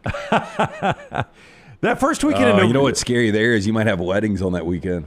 Oh, because of a Bama bye? Yep. And I'm going to have to miss the cocktail party, which normally is in October. That's a late cocktail party. Well, I don't feel like you're going to be missing the cocktail party. Why? No, I don't think you'll be going to a wedding. I'm just saying. Lord, no. Yeah, no. There will be some weddings with Alabama having a bye. Yeah. I mean, those are top 25 teams, Brandy, those matchups. Arizona State and Iowa State, Florida, Georgia, Miami, SMU, Oklahoma, Tennessee, Penn State, Ohio State is a huge one. Is a big one. Yeah. South Carolina and Ole Miss and Texas Tech and Kansas State. I mean, those don't blow your socks off. I mean, quality of games better week 1 than technically that November 1st game. I would say that night of the 27th of September 27th, that day of, where I guess LSU Ole Miss, I don't think the time has been announced. I would imagine 2:30 for that one. And that's going to lead into a night game of Alabama at Georgia and Oregon at Penn State. That's going to be a hard Saturday to beat right there. I know that's just 3 ranked games, but look at the magnitude of those games. I think October 11th is sneaky. I could make an argument, Lance, that there are only 2 national LSU, I guess 3 national championship. See, not there on October 11th is the Auburn at Georgia game because Auburn's not ranked. That's right. Who does Bama have that day? Oh, that is a great question. October 11th, Bama's at Missouri. Yeah. Well, Missouri could be ranked by then. This could be a sneaky good weekend. What, October 11th? Because you got Auburn, Georgia retiring Cam's number that now day. I'm going to talk myself out of going to Jordan here. Now that you've it seen the really is schedule that difficult day. to go I to a know. game if you really don't have a vested interest when you've got other games like that. But Indiana, Oregon, who knows? Yeah, it's in Eugene. If that were in Bloomington, But Oklahoma, Texas, South Carolina, LSU. What is under Indiana, Oregon? That's Red River. Ohio State, Illinois. Yeah. Okay. Oh, that's in Champaign. It's in Champaign. Oh, yeah, it's not a tough place to play. No, I'm not saying it is, but it does make it much more interesting, right? It's not at the Horseshoe. I mean, instead of them being a 17-point favorite, they're probably only a 9 or 10-point favorite. Florida and Texas A&M, Auburn, Georgia. That's a pretty good week. Rivalry weekend's always good. You don't worry about that. But it's a lot of good schedule there from Reddit College Football. We're still struggling, and I know this used to be an SEC issue, but look at that tweener week right before rivalry week. We have still struggled to get good games there. There's only currently 1 ranked game there, Tennessee at Florida. Now, that'll change, obviously. But that's anywhere in the country. I know. That's what I'm saying. It used to be an SEC issue. Now it's a nationwide issue. If you only get 1 ranked game on a college football Saturday, that is a disappointing Saturday. A+ brings you part of the show today. Tell us about our friends at A+. That's going to be my guy, Brad Bell. My wife and I were talking about Brad yesterday. He did the update on our master bathroom that Scott is showing you right now. And we've got some upstairs bathrooms that we might take a look at as well. We will definitely use Brad when we do that. His crews did tremendous work. Let me tell you what Brad did, because my wife scoured the internet looking for the right person for the job when it came time to do our master bath. He came to our house. We said, look, Brad, this is our vision. This is what we want. He didn't try to talk us out of it and say, do it this way. He's like, okay, let me take your vision, build a plan, and we'll go from there. It's exactly what he did. His crews were on time every day. They worked hard at the end of each day. They walked us through, here's everything we have finished today. We want to make sure it meets your expectations. It did every single day. We were thrilled. You can see more. AlabamaBathRemodels.com. AlabamaBathRemodels.com. Brad specializes in master bath, kitchen, and master bedroom closets. Not all he does, but that is his specialty. And you can see more of his work and get him to come out and look at your job, either by calling him at 205-422-1758. 205-422-1758 or AlabamaBathRemodels.com. I had an opportunity on Saturday to drop in and see Will Haver and our friends at Odie's.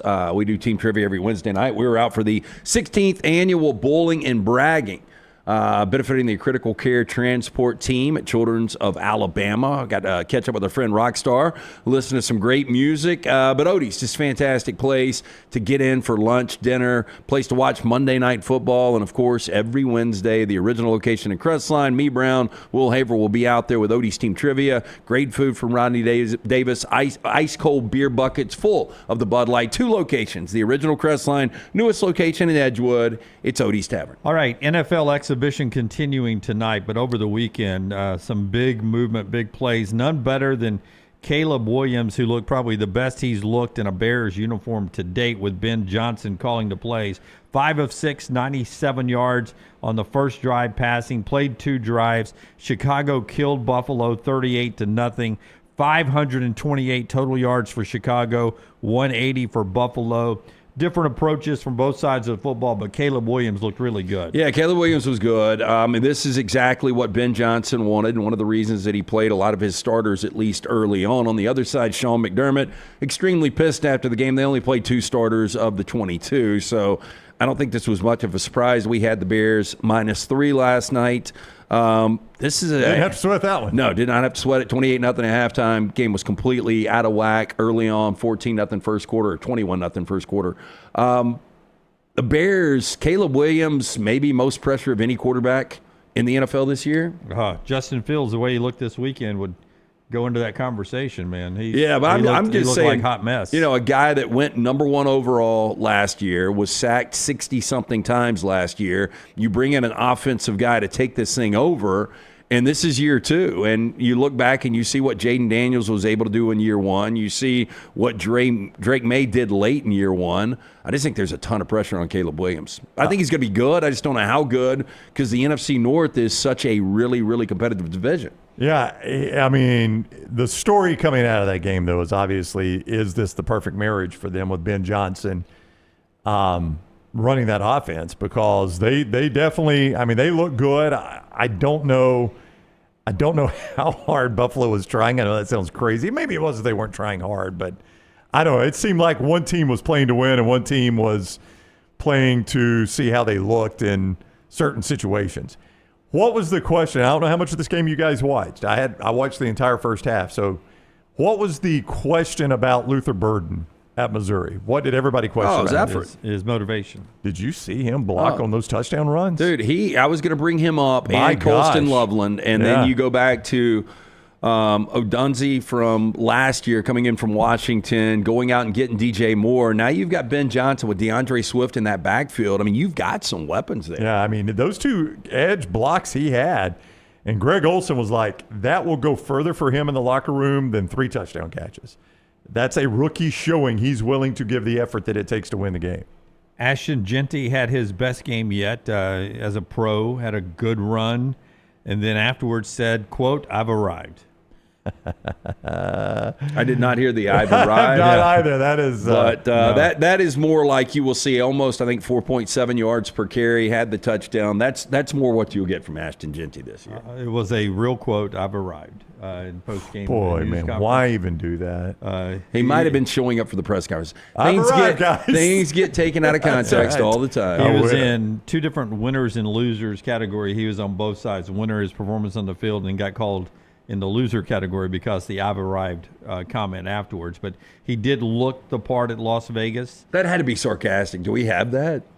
Do not have the sound of that, no. It's got to be sarcastic, though, right? You don't say that after, 7 or 8 carries in a preseason game? I mean, I would hope not, but I mean, and again, stuff, we saw this with Cleveland and Dylan Gabriel. Stuff gets taken out of context, and you know. Oh, you believe Dylan Gabriel?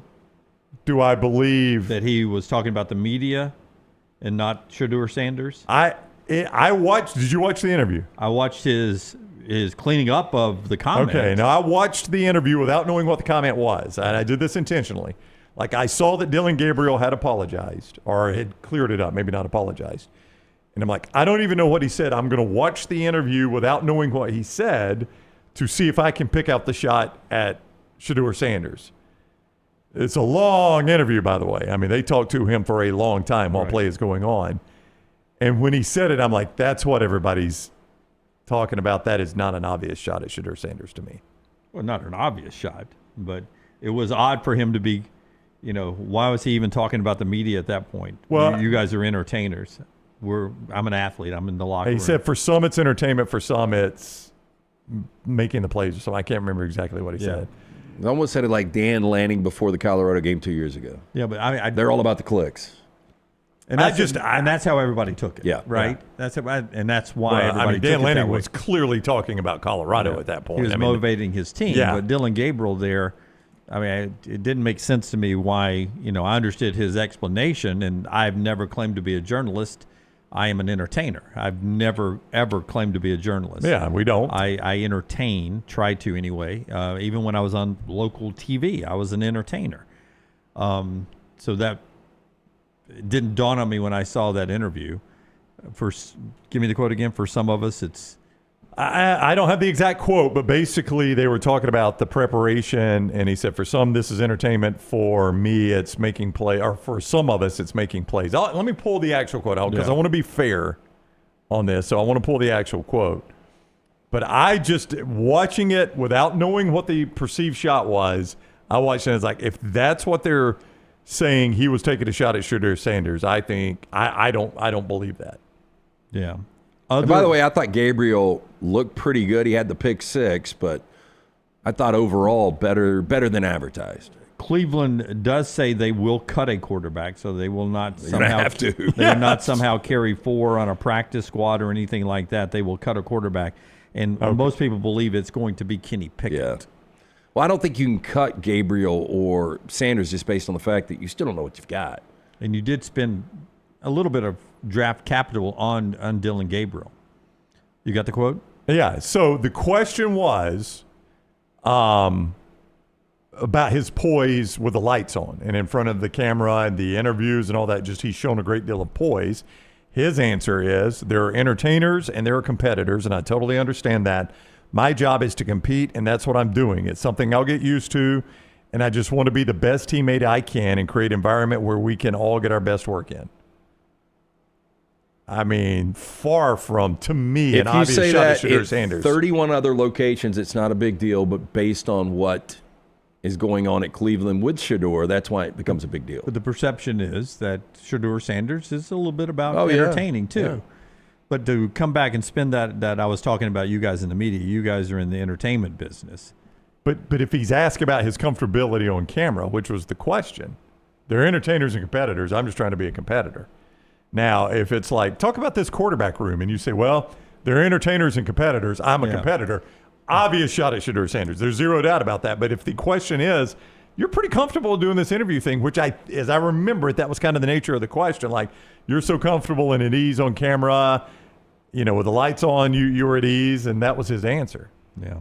And by the way, it was like 3 minutes deep in the interview. This was one of those interviews where the entire drive is going, and she's interviewing, but she's asking him about growing up in Hawaii, because apparently the Browns telecast had added Hawaii affiliates, so they made a big deal about that. Well, it's it was their version of the Huntsville basketball game we did. They got to fill some time there. It's an exhibition game, so that's what they were doing. All right, anything else from the NFL weekend before we get to 4 downs? Jahad Campbell had a sack and 4 tackles for Philadelphia. He looked really, really good. Jackson Dart, there's no quarterback competition. Yeah. They say Brian Dable with the Giants, but I thought he looked really good. He's looked great through 2 weeks. And if you're Brian Dable, and I thought about this a little bit, and I don't know where you guys are on this, Brian Dable's got to do something this year or he's out.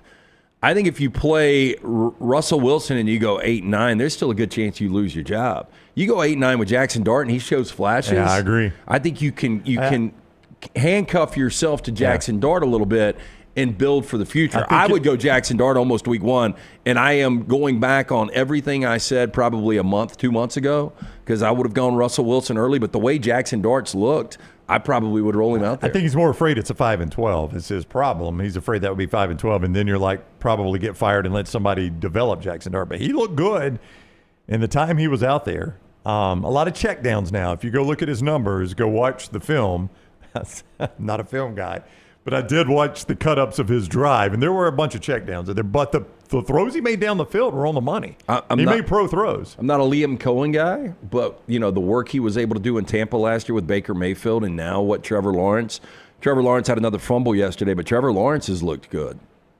Back to Alabama and Auburn camp in our next segment. 4 downs, though, right here, brought to you by our friends at Way to Wellness, your journey to healthy living. A chance to jumpstart your weight loss if that's what you're looking for, but maybe there's something else you want to do with your diet. For instance, Leslie and her board-certified team, they have a diet plan for diabetes. If you've got heart disease, blood pressure, sleep apnea, they've got a diet plan that can help you with all that. Get details at aplanforme.com, aplanforme.com.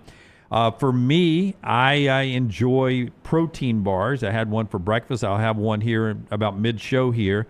It keeps me from bad snacking in between meals. And they've got meal replacements. They've got injection therapy and a variety of ways to help personalize a plan for you with our friends at Way to Wellness. The website, again, aplanforme.com. No contracts, no sign-up fees, and your first consultation is free. It's Way to Wellness, your journey to healthy living. First down. Christian Slater, 56 years old. If I asked you better career, Christian Slater or Christian Laettner? Well, I think I'd go Laettner. He didn't perform well in the pros. Again, I always do this, part of the dream team. Now, that one had an asterisk. They wanted a college player on there. He wasn't going to be as good as the rest of the guys. But Christian Laettner, one of the top 10 college basketball careers All we've ever time, seen. yeah. Yeah. Probably start to argue top 5. I don't know if I'd do that, but certainly a top 10 college basketball career. I think I'd go Laettner here. I'd go Laettner because I don't know what has Christian Slater been into. Oh, he's been in a ton of stuff. I mean, his early stuff like Heathers, very bad Gleaming the Cube, where his brother wore a Rams hat, by the way. Mr. Robot was in what was it, Channing Tatum, based on the Blink Twice. Yeah, he popped up in that along with Haley Joel Osment. Yeah, which was Real weird. it was actually a really good crew they put together for Channing Tatum's Billionaire that would go to a Epstein-like island. Early on, Christian Slater, people were like, this is the next Jack Nicholson. Never Really? panned out like that. Oh, yeah. Oh, I didn't know that. Just because of the mannerisms and stuff. Yeah. I would agree with you guys. I would go Laettner, but, I mean, Slater still do it. It's hard for me. I care too much about sports. I don't spend enough time with the entertainment side. So I'll go Laettner. Second down. Oh, Edward Norton. 56 years old. Best Edward Norton movie. The one where he acts like he's schizophrenic. And Fight he's Club? in jail. No. Oh, Primal Fear. Yeah. Primal Fear was fantastic. That was really his first on the scene. And then right after that, it was People versus Larry Flint. I liked American History X. Such a good movie. And just, what he did with his body for that role was pretty incredible. Rounders was good, too. Him as Worm. Did you guys like Rounders? I've never seen Rounders, and I think it's something I would like. But Did you see it, Dunaway? Nope. Did not. I don't even know what it's about. What's it about? Poker. Poker. You ought to like it. The underground poker scene in New York City. Yeah.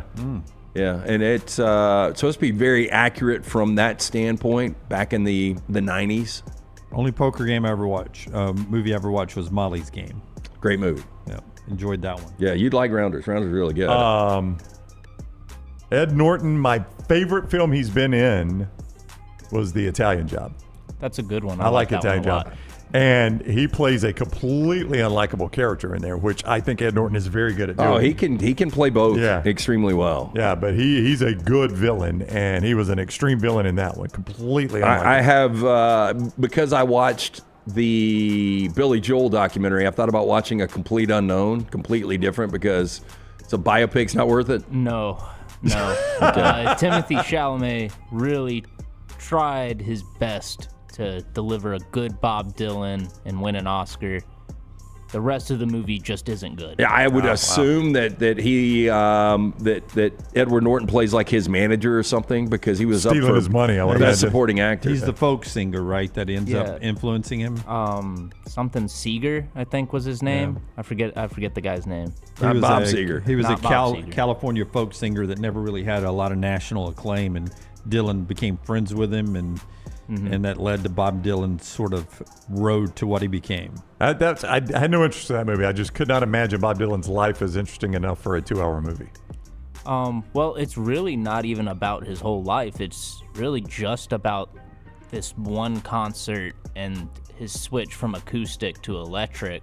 And that's definitely not enough for 2 hours. It also pulls apparently from other parts of his life too to make the movie, but it's just not worth it. I saw a clip for Lincoln over the weekend. Can't not think about Brown. It's awful. When I saw that clip. Awful. Again, I'll say it. I was hoping the bullet would miss John Wilkes Booth and hit me. Oh, crap. I screwed the line up. Third down. I was hoping John Wilkes Booth would miss Lincoln and hit me. Patrick Swayze would have been 73 years old if I asked you the same question. Best Patrick Swayze movie. I mean, from The Outsiders, down a ways, probably more Dirty Dancing, Ghost. He was also in Red Dawn, right? Yep. Yes. And he was also in Roadhouse, Point Break. Yeah, and Point Break. I'd probably go for me, Red Dawn, but Dirty Dancing was good. Shout out to old friends who hung out with and watched Dirty Dancing back in the hangout days. Is that a good game starter, Jim? Yeah, it was. I love me some Patrick Swayze. Next to Ken, he's got some really good cheesy 80s movies too. I think I would go Point Break. I'd probably go Point Break as well, but I think he's also really good in Donnie Darko. I've never seen Donnie Darko. He's got a smaller role in it. That Jake Gyllenhaal's first movie? Yeah, I think that was his first movie. Maggie Gyllenhaal plays his sister in that as well. Well, yeah. Didn't need to prep for that. 4th down. The great Robert Redford, 89 years old today. I thought this was interesting in the celebrity birthdays. He was 40th in the Q score. 40th? Man, that guy's had a good career. 89 years old. If I asked you, though, better career, Robert Redford or Robert De Niro? I would personally go Redford. I think Redford's the better of the two actors and has had it. I would go Robert Redford. Just from my taste, I'd go Robert Redford. De Niro's best roles have been... Oh, I mean, from Goodfellas to Godfather 2, Raging Bull. I mean, I would definitely go Robert De Niro, Taxi Driver. Yeah, I mean, those are iconic movies there. I think De Niro, though, I mean, like every role is, okay, we need somebody that's like a crazy Italian. But Redford, anybody got Robert De Niro's number? That's all he does now. That's all it was. I think that's the problem. I think Redford or Robert De Niro, I don't know if he got in financial trouble, maybe. Yeah, he had to take but a bunch he of roles. just started just doing these cash grabs, and Robert Redford will pop up in a occasional movie every 3 or 4 years. And I think we would think a lot differently on De Niro if he did that. Yeah, I would agree. The same. But I would go De Niro. Cool Hand Luke? Oh, yeah. Robert Redford? No, that was Paul Newman. Newman. But they're kind of synonymous because of Butch Cassidy and Sundance. But I'd say Butch Cassidy, Sundance Kid. Okay. The Natural. I mean, critically acclaimed work more from Robert Redford, I would think. Yeah, and what was the movie that he was last nominated for an Academy Award, like Save Yourself or something, where he's on a boat by himself? Did you see that, Tyler? I did not. I think the only Robert Redford movie, I'm going through a list now. See if you can find that one. All the President's Men? I mean, that was pretty highly acclaimed, wasn't it? Yeah. But this Robert Redford one I watched, it ends so badly. Like he's stuck at sea. Oh, no, I don't want to see that then. You didn't sell me on that one? Well, you would think that, he's going to get pulled out. Saved. Yeah. That's the Michelson viewing menu brought to you by our friends at Michelson. The show also being brought to you by the great folks at Gutter Cap, getting you ready for fall coming before those leaves clog up your gutters again. Call C. Stu. Cap it, don't snap it. Again, the last thing you want to do is get out that dangerous ladder. You get on the roof, you slip, you fall, you snap the neck and die. No good to the wife or kids. Cap it, don't snap it. Call 205-823-2212. An absolutely free estimate. Chris Stewart will come out. An incredible deal right now for the next round of viewer and listener. 205-823-2212. Cap it, don't snap it. For more information, guttercapbirmingham.com. Follow Brownie on Twitter and Instagram at Ryan Brown Live. Have you been injured in an 18-wheeler accident, company truck accident, car accident, or work-related accident? Call Alabama's largest personal injury firm. Alexander Shinara Trial Attorneys will fight for every dollar you deserve, and it won't cost you a dime. Trust me. What do you say, man? Call me, Alabama. Call 659-777-7777 or go to Shinara.com. No representation made that the legal services provided are better than legal services provided by other attorneys. This hour of The Next Round is presented by the Birmingham Racecourse Casino, now featuring 7 days of giveaways with your chance to win a share of up to $125,000. The more you visit the Birmingham Racecourse Casino, the more chances you have to win. Twin Peaks is the best in the game. Here, you're in the red zone for every college rivalry and divisional matchup all season long. I mean, where else are the scenic views as good as your view of the game? Only at Twin Peaks, the #1 sports bar.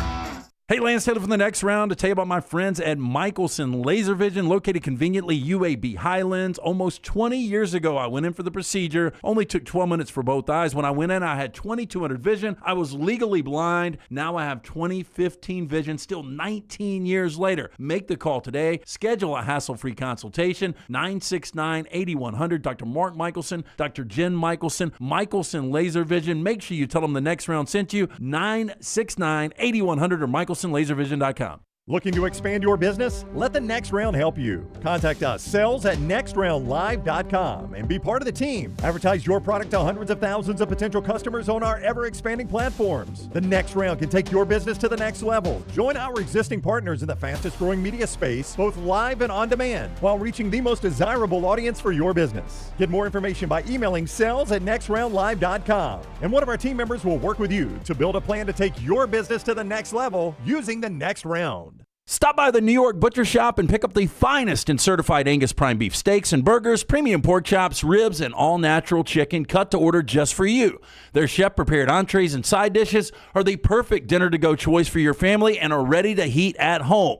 With a great selection of fine wines and desserts, the New York Butcher Shop is your one-stop dinner shop. 2 locations to serve you, Cahaba Heights and on Highway 119 in Greystone. The New York Butcher Shop. Rare quality, well-done service. Hey, for all of your IT and printing needs, reach out to our friends at Xerox Business Solutions. Look, I'm still one of those old school guys. I print my notes every single day for the show. If you watch the show here on the Next Round, you see all the notes in front of me. From day one, Xerox Business Solutions, they've been with us here at the Next Round. Local for over 45 years. For all of your IT and printing needs, visit XeroxBusinessSolutions.com or call 205-969-3000. That's 205-969-3000. The World Wide Web is a large place. Find all your favorite people and content in the same spot. NextRoundLive.com is full of wonderful tidbits about the show you know and love. Find our gear, listen to your favorite personalities, follow our socials, and enjoy your trip to NextRoundLive.com. It's bow time. Tired of choosing between sweet and savory? Why not have both? Introducing Bojangles' new chicken and bowberry waffles. The bold Cajun chicken filet you love, now drizzled with a bowberry honey glaze and sandwiched between 2 warm waffles. Which means your favorite meal of the day just met your new favorite dish. And lucky for you, it's served all day. But it's only here for a limited time, so try chicken and bowberry waffles at Bojangles today. It's bow time.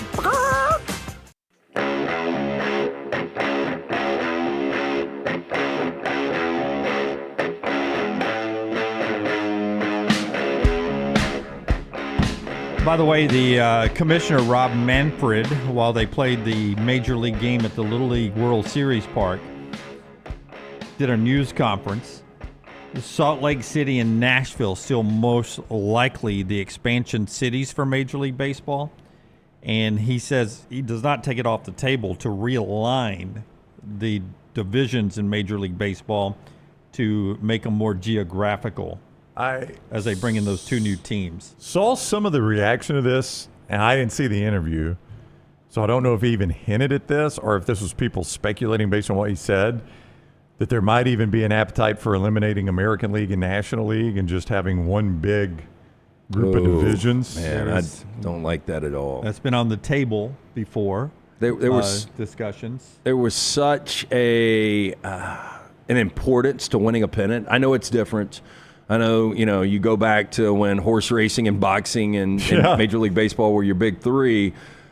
But, I don't – the DH and mixing things up like that, interleague play, I mean, there's certain things, pitch clock. Yeah, there's really no difference in the 2 anymore.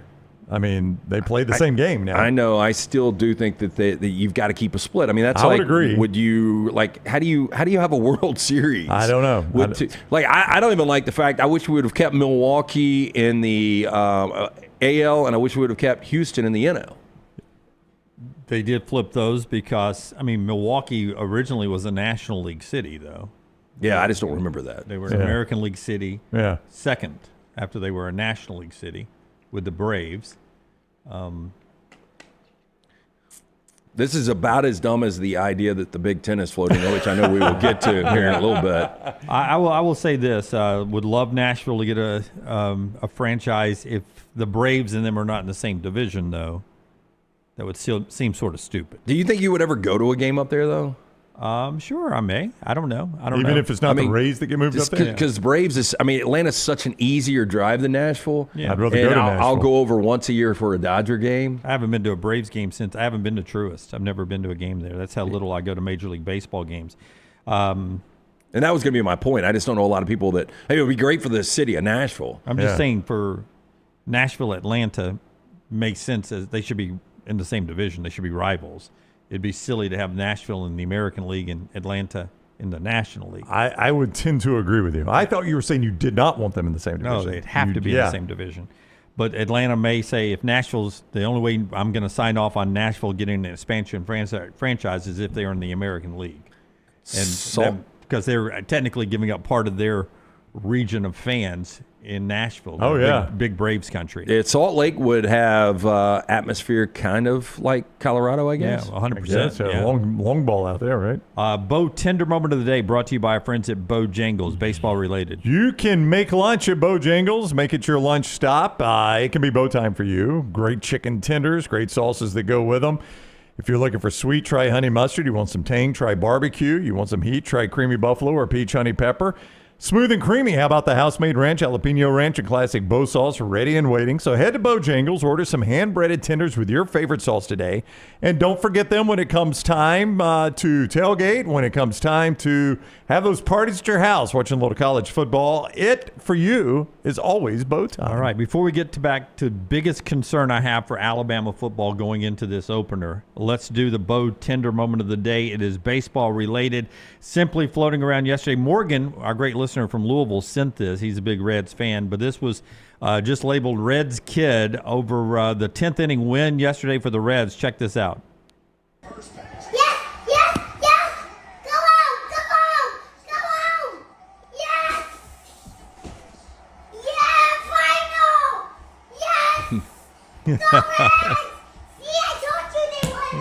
Reds win. Reds win it. They break the 14-game win streak from the Milwaukee Brewers yesterday. Good for the kid there to get the win. And the Reds closing in. They're just a few games back from the wild card spot, chasing the Mets to try to squeeze into the playoffs for one of the suffering great franchises in all of sports, the Cincinnati Reds. That kid's pumped. Yeah, well, that kid's got if he's a Reds fan for life, which he looks to be, it's going to be a long life for him. This is one of the better years he's had, though. Yeah, I mean, and that's the thing. They're 5 games over 500, but nobody talks about them because of what the Cubs and then ultimately what the Brewers are doing in the Central. Still have not been swept all year. That's pretty crazy that you can go a whole year without getting swept, yet you're not even in the playoffs right now. I mean, maybe they'll get in, but I mean, wouldn't you think if you win an entire season, and they'll probably get swept before the season's over? Maybe not. I don't know. Not much left. What, a month left? But wouldn't you think if you win an entire season without getting swept, you would automatically be in the playoffs? It would seem like both. They have, according to this, a 14% chance to get to the postseason right now. And still have not been swept. Trying to chase that wild card spot. Let's get back to Tuscaloosa and talk some Bama football, brought to you by our friends at Woodhouse Day Spa. Tell us about Woodhouse. Hey, weekend is going to be week 0, college football. The one thing you're going to do is sit on the couch every weekend this football season. You need to send the wife or the girlfriend to the Woodhouse Day Spa. They're going to love it. The gift of relaxation, located right there at the Summit Shopping Centers off of Highway 280. Get in, see Stuart and the great staff. Tell them the next round sent you. You can choose from a menu of over 70 options, including the massages, body treatment, skincare, waxing, nail services. Woodhouse Day Spa, voted America's best day spa since 2009. Order that special person gift online 24/7. Birmingham.woodhousespas.com. That's Birmingham.woodhousespas.com. The thing that concerns you the most about Alabama's camp right now has got to be special teams. Again, back to that scrimmage and the people I talked to that were in there or had access to it. Punting leaves a little to be desired. And then field goal kicking, literally hit or miss. Here is Kalen DeBoer on Connor Talty's kicking so far. Connor's done a really good job on campus in the complex. Last week he missed, I'm not sure what it was, but we got to just keep getting work in the stadium here. He missed a couple today. So from a field goal standpoint, the ones further out, probably 38 to 44, somewhere in there, between a couple of those. So we got to keep getting him to work. Was disappointed that he didn't hit them all because he's done a nice job in our practices, and we've been working that every day with him being new and that whole unit being new. So we got to keep working. Burn up average 45 yards a kick as a punter, so that's half of that, obviously. But Talty is the one you're going to pay more attention to. Well, I just wonder how big of a deal special teams become, not only in the SEC with it being such an NFL-like model, but with the NIL and so many one-possession games now. And it's pretty amazing. You go back to Graham Nicholson, who came in with all this fanfare. He only had 10 field goal attempts last year. He just didn't use the kicker a lot. Yeah. But, Alabama fans all know too well how much the kicking woes haunted them back in the Saban days early on. Yeah, it was a long time before Saban had a good, reliable kicker. It was Alabama's Achilles heel. And Alabama, they really only needed a good kicker about once a season. Yeah. There was like one game a season where they're like, okay, Alabama needs a really good kicker here, and it would bite them almost every time. If you had a Will Riker, he was automatic. Yeah. Well, punting was good. Oh, yeah. That's true, yeah. I mean, you had... that's where I'm talking. I'm talking punting is a problem. Yeah. So, Talty aside... Yeah, kicking aside, I've learned to live with erratic college kickers. Punting is important. Well, because again, when you're punting, you're wanting at least 40 yards to flip it the other way. I mentioned burn-up average 45, which in the conference was third. Only Florida, South Carolina, and Vanderbilt's punters were better. Yeah, when the kick is done on the other side, return everything in 40 yards. I had a chance to spend a couple hours with David Cutcliffe on Friday night at an event with Vestavia Football, but Coach Cutcliffe was speaking to the crowd, and he says you could tell a team how good they are by three things: how your wide receivers block, how your defensive backs tackle in the run game, and how your team covers kicks. And that's kickoff and punt coverage. He says you can tell how tough a team is by those three things: wide receiver blocking, the way the defensive backs tackle, and how a team covers kicks. That if you're looking for major concerns right now for me is special teams, because I think, and Bama fans in the chat can help me out, I think you lost long snapper. I mean, the whole shooting match: long snapper, holder, kicker, punter. I mean, all gone. It's a new zero production returning special teams. Yeah. Well, I mean, that is the third phase that nobody talks about. Yeah. And again, when you get into these one possession games, that could be the difference. And in college football now too, the whole kickoff. There's used to, if you could just find a kicker that booted it out of the back of the end zone, you did that every time. Now there's so much strategy involved because of the way the touchback works. Do you want to directionally kick short, force them to do the fair catch, force them to make a decision? Do you still just boot it out of the back of the end zone? That kind of gets ignored as well. You're right. Will Reichard made Alabama fans forget how shaky that part of the game could be. He was probably, when you're talking about a team that can win a national championship, a guy like that is worth close to $1 million a year. To know, it's one thing. Even if it's just one game. Because he just threw out a zone for you there. He says, we missed some kicks there, 38 to 40, made some, missed some, 38 to 48 yards. That's placing the football down on the 28-yard line. That's right. And you don't know it's going through. That means you snapped it from the 21. You're almost in the red zone. Yeah, I will keep the mentality, and I think you guys agree with this. Anything inside of 40, if you're on scholarship, you should make. In the NFL, anything inside of 50, you should make. Weather permitting. Yeah. Those should be, that's not like a high bar. Yes. I agree. He threw out 38 to 44, so I'm almost in the red zone. I'm snapping it from the 21. The Spider's putting it down at the 28, and it's 38-yard field goal. I've driven the ball almost to the red zone, and now I'm shaky at field goal. We saw, Saban came to Alabama as kind of a conservative coach, but we saw him at times when you had these struggles, you get into a 4th and short situation, you just decide to go for it. I think you'll see a lot with that with Kalen DeBoer probably this year. It's a play that often gets forgotten in the kick six game. But to your point, they had that 4th and I think it was 2. And who was the kicker? The hesitation on the field goal before? I don't even remember the kicker's name. Do you remember who the kicker was? I don't. But that was a disaster day for Alabama kicking, obviously. Sometimes that's snap and hold too. It's got to be timed out perfectly.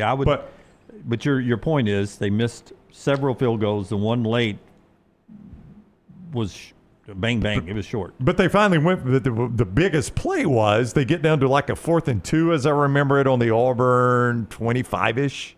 Close to the red zone, and Saban just not even trying it again, going for this. And if Alabama gets that first down, the game is over. That salts the game away, and they don't get it, and they give Auburn the ball back. Auburn drives down, they get the touchdown, then they eventually get the kick six. That not having a steady field goal kicker probably cost Alabama a national championship at that one spot, because they win the national championship if they win that game. Absolutely. All right, so One Foster, more thing here to talk about college football, and that's the Big Ten playoff plan that LT teased after we tell you about our friends at mybookie.ag. Mybookie.ag. Listen, guys, an opportunity to really enjoy this football season with our friends at MyBookie, and Brownie's got a way for you to sign up for that. Yeah, code next round is the way to sign up right there at mybookie.ag. Code next round. And here is what mybookie.ag is going to do for you. They want you to get the season started off right. So when you sign up at mybookie.ag with code next round, they are going to cover that first bet for you up to $500. All right, so here's what that means. I go in, I win. I never had to sweat it, right? It was covered for me. I go in, I lose. Guess what? I get it right back there in my account. The bet back bonus is what they've got right now. No stress, one-time rollover on the return bet, so you reload and you just keep firing away. That's up to $500 on your first bet, completely covered, on the house, free at mybookie.ag. So if you've been thinking about trying mybookie.ag, you can do it risk-free now. That's with code next round to claim that bet back bonus and make this football season where the bragging starts, and it comes with a bankroll. Where bettors win together is mybookie.ag. Bragging's good. Cashing in is even better. And when the games are over at night, you can flip over to that casino side. You don't have to leave the site. Just start working with the casino at mybookie.ag. Code next round to get that first bet covered for you up to $500 at mybookie.ag. Code next round. The commissioners who decide the future of the college football playoffs, including Tony Petitti of the Big Ten and Greg Sankey of the SEC, they get together in person the next time on September the 24th. In the meantime, the Big Ten has floated out no longer thinking about a 16-team playoff. They are leaking out information that they're considering a 24 or 28-team playoff. And as this leaked out and then people absolutely started to digest it a little bit, I started to get the feeling everyone thought this is just a ploy by the Big Ten, that they're not really seriously considering it. I don't know how you can. Like, 7 wins gets you to the postseason now, 7 or 8. It's almost like a bowl. Yeah. Like, and how many coaches? I mean, you really would get 1 year if you're getting paid $8 million plus to either get to a, can't even say it out loud, 24 or 28 team playoff, or you're done. This would kill the regular season. It literally would kill the regular season. This is what the FCS does. Yep. But they have automatic bids for all their conferences, and then they have the best teams. And absolutely, it takes away the urgency of the regular season. I mean, I don't know the impact 16 has.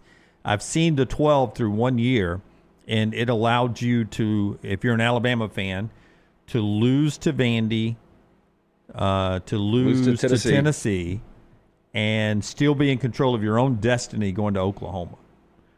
So that's two. But I can get past that. A 10-2 in a Power 4 conference. You get to a college football playoff, you still can make noise, i.e. Ohio State last year. But we're at least going to go to a 16, it looks like. Oh, yeah, I know. And so then we're going to drop it down to 3 losses. Right. Still think you've still got the importance of the regular season. But once you get to where you can lose 4 games, I don't know how the regular season means anything close to what it does now. But 3 games. I mean, Alabama had that win over Georgia and over LSU. Well, when I put this shirt on this morning, for those listening, not watching, I'm wearing an SMU shirt. I love their logo, I like their colors, like their uniform, like Rhett Lashley. Do you like ponies? Like ponies, I guess. I don't know. Don't spend a lot of time around horses. But when I put this shirt on, I did think back to that day, that Sunday, where Alabama fans have been upset with that team all year, but then they were like, okay, but yeah, we should still be in the playoffs. And I remember the Saturday night driving back from Atlanta. You and I were over there driving back and listening to that game. And when this game came down to a field goal, I'm like, SMU's in. Yeah. They're not leaving them out. If SMU had got run out of the stadium, Alabama had a shot. The way it was going in the first half. Yeah, the way the first half was played. But because of the way SMU came back in that second half, they're in this thing.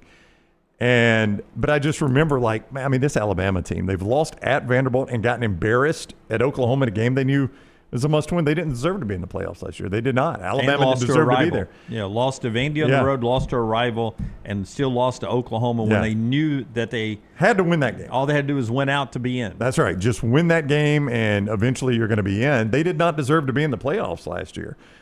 But if you'd have had 16 teams, they were locked in. I mean, there was no discussion about it. If you had 24, they're locked in with a pretty good matchup. Well, I mean, 24. You had 6 8-4 teams in FCS last year, in their 2014 field.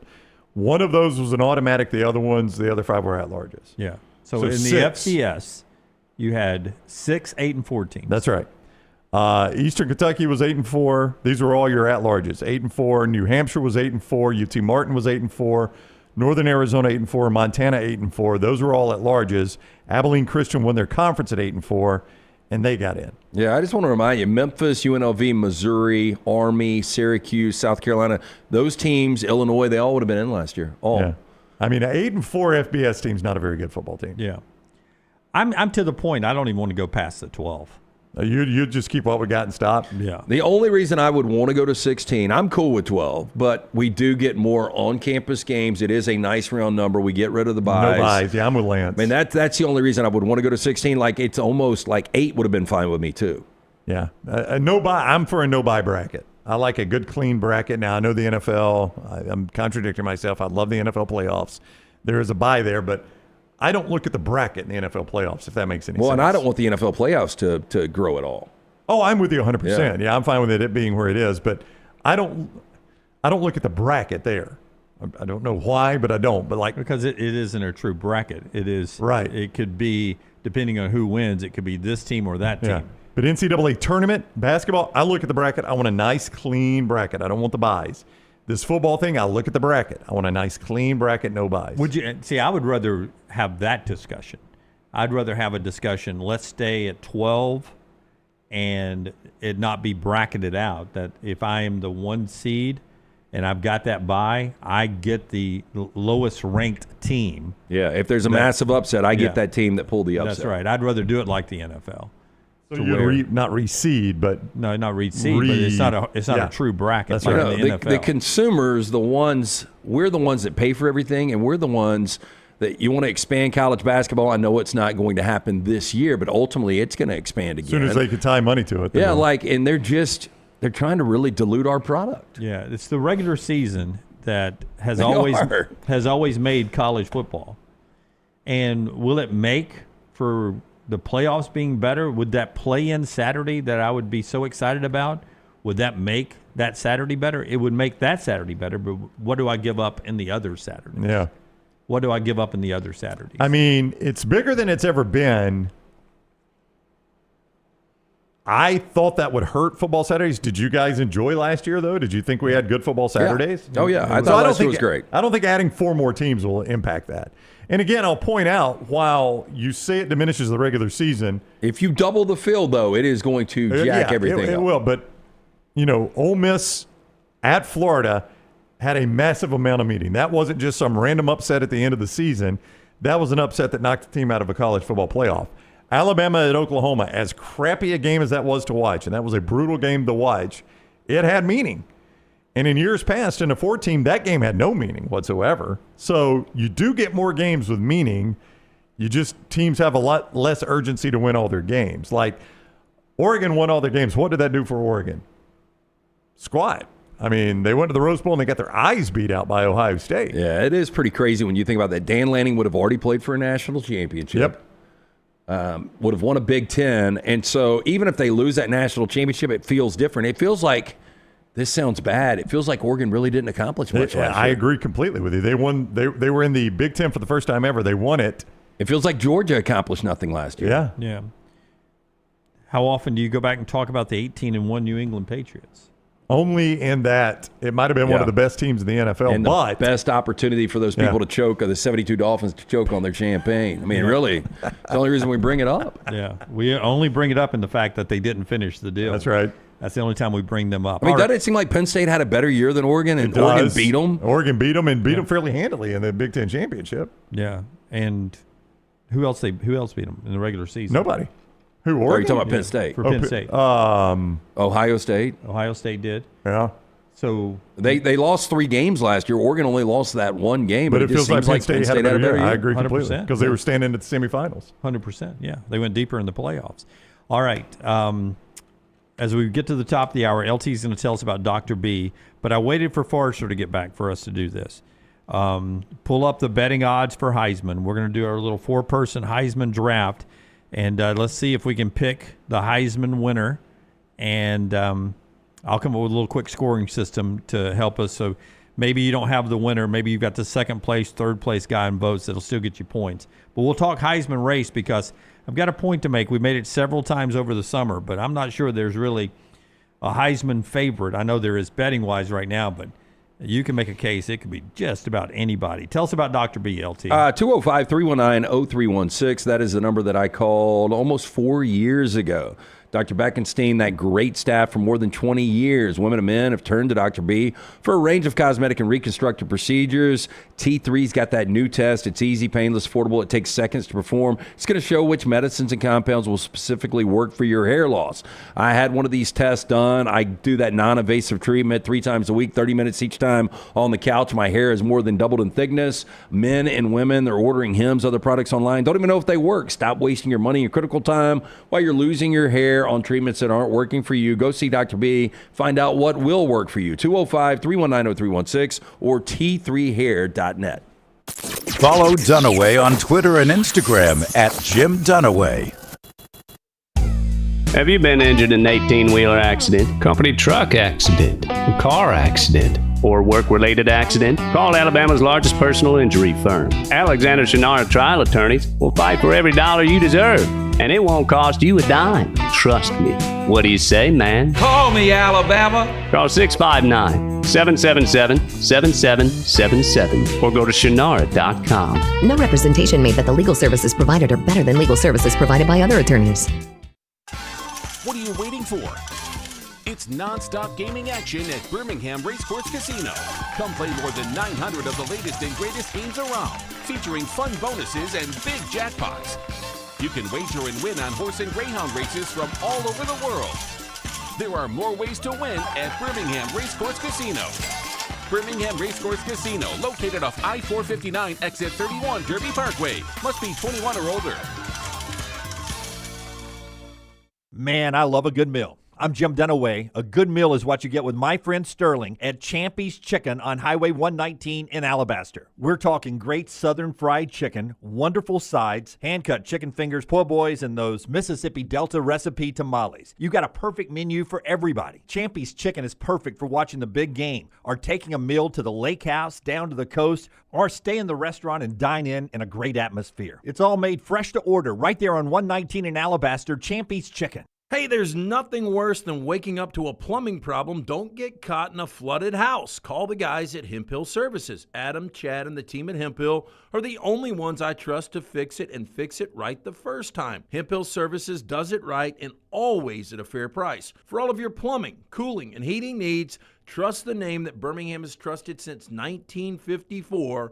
That is Hemphill Services. Call now, 205-229-2090. That's 205-229-2090. Storm season is here. Make sure you have a plan of action in place right now. Greg from Pell City and Storm Restoration Roofing should be your first call when storms hit. Insurance companies love working with Storm Restoration Roofing because of Greg Nelson's name and reputation in the industry. When storms hit, call Greg Nelson. He's local, 205-542-3531. He's the home of the free no-cost roof inspection. Greg from Pell City on Facebook, 205-542-3531. It's Storm Restoration Roofing. Take TNR on the go with a podcast built for your satisfaction. Miss Hour 1? Find it in podcast form. Miss Hour 2? Stream it now. Miss Hour 3? Download it for later. Miss Hour 4? Well, just know it's never coming back. Listen to TNR wherever you find podcasts. Hey, Lance Taylor from the next round to tell you about my friends at Michelson Laser Vision, located conveniently UAB Highlands. Almost 20 years ago, I went in for the procedure. Only took 12 minutes for both eyes. When I went in, I had 2200 vision. I was legally blind. Now I have 20/15 vision, still 19 years later. Make the call today. Schedule a hassle-free consultation, 969-8100. Dr. Mark Michelson, Dr. Jen Michelson, Michelson Laser Vision. Make sure you tell them the next round sent you, 969-8100 or MichelsonLaserVision.com. When you crave activity like we do, you belong in the Roback family. Get the best golf wear, hoodies, and activewear for men and women at Roback.com. Use promo code TNR20 to get 20% off your order. That's Roback.com, promo code TNR20. It's bow time. Tired of choosing between sweet and savory? Why not have both? Introducing Bojangles' new chicken and bowberry waffles, The bold Cajun chicken filet you love, now drizzled with a Bowberry honey glaze and sandwiched between 2 warm waffles. Which means your favorite meal of the day just met your new favorite dish. And lucky for you, it's served all day. But it's only here for a limited time, so try chicken and Bowberry waffles at Bojangles today. It's bow time. Jim Dunaway, Lance Taylor, Ryan Brown. Live from the Birmingham Racecourse Casino Studios, the next round, presented by Bud Light, is on now. Really good day baseball happening today. 120 Wrigley Field, Milwaukee and the Cubs in playoff meaningful baseball here at the mid-August point at Wrigley Field for some day baseball if you want to watch that. And exhibition football tonight, lanceslock.com, lanceslock.com for those plays this hour, final hour of the show. Brought to you by our friends at Champy's World Famous Fried Chicken, Highway 119 in Alabaster. Go by and see Sterling and the crew there. What you get there, you get that fried chicken that's brined overnight, cooked to order with all the great homemade sides and desserts. Champy's on Highway 119 in Alabaster, a great dine-in experience for food and drink, but also easy-to-go orders at champyschicken.com. Don't forget the taste of the Delta with those Delta recipe tamales, and it's perfect for tailgating.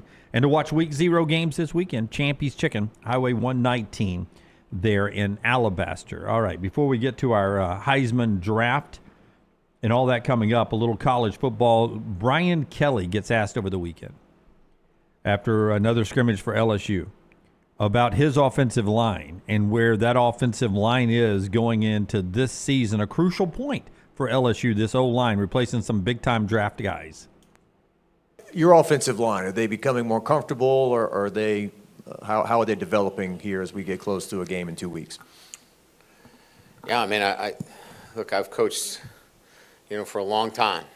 I've got a lot of guys in the NFL, a lot of first-round draft picks. I think I got a pretty good eye for what an offensive line looks like. This group is going to be really good. We don't have a Will Campbell, right? He's the 5th pick in the draft. But we have 5 guys that play well together. And it starts with the center.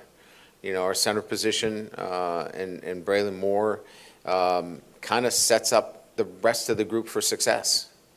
His combination work is outstanding. His recognition of fronts. Getting us to be an elite offensive line, if you have a center that can kind of set the stage for that, it allows everything else to kind of fall into place, and it's starting to fall into place quite nicely. Tell me somebody who's not happy with their offensive line right now in the SEC. I mean, they love them some offensive line in Tuscaloosa. Auburn's just supposed to be much better. Georgia, Texas. LSU's the one I'm concerned about. LSU, man, he basically is saying this is the best offensive line or one of them he's seen in his career. I am interested to see how good this offensive line is going to be. The offensive line and defense are going to be the keys to LSU. They've got skill. They've got experience at quarterback. Always they've got good a pedigree coach. Yeah, so we'll see.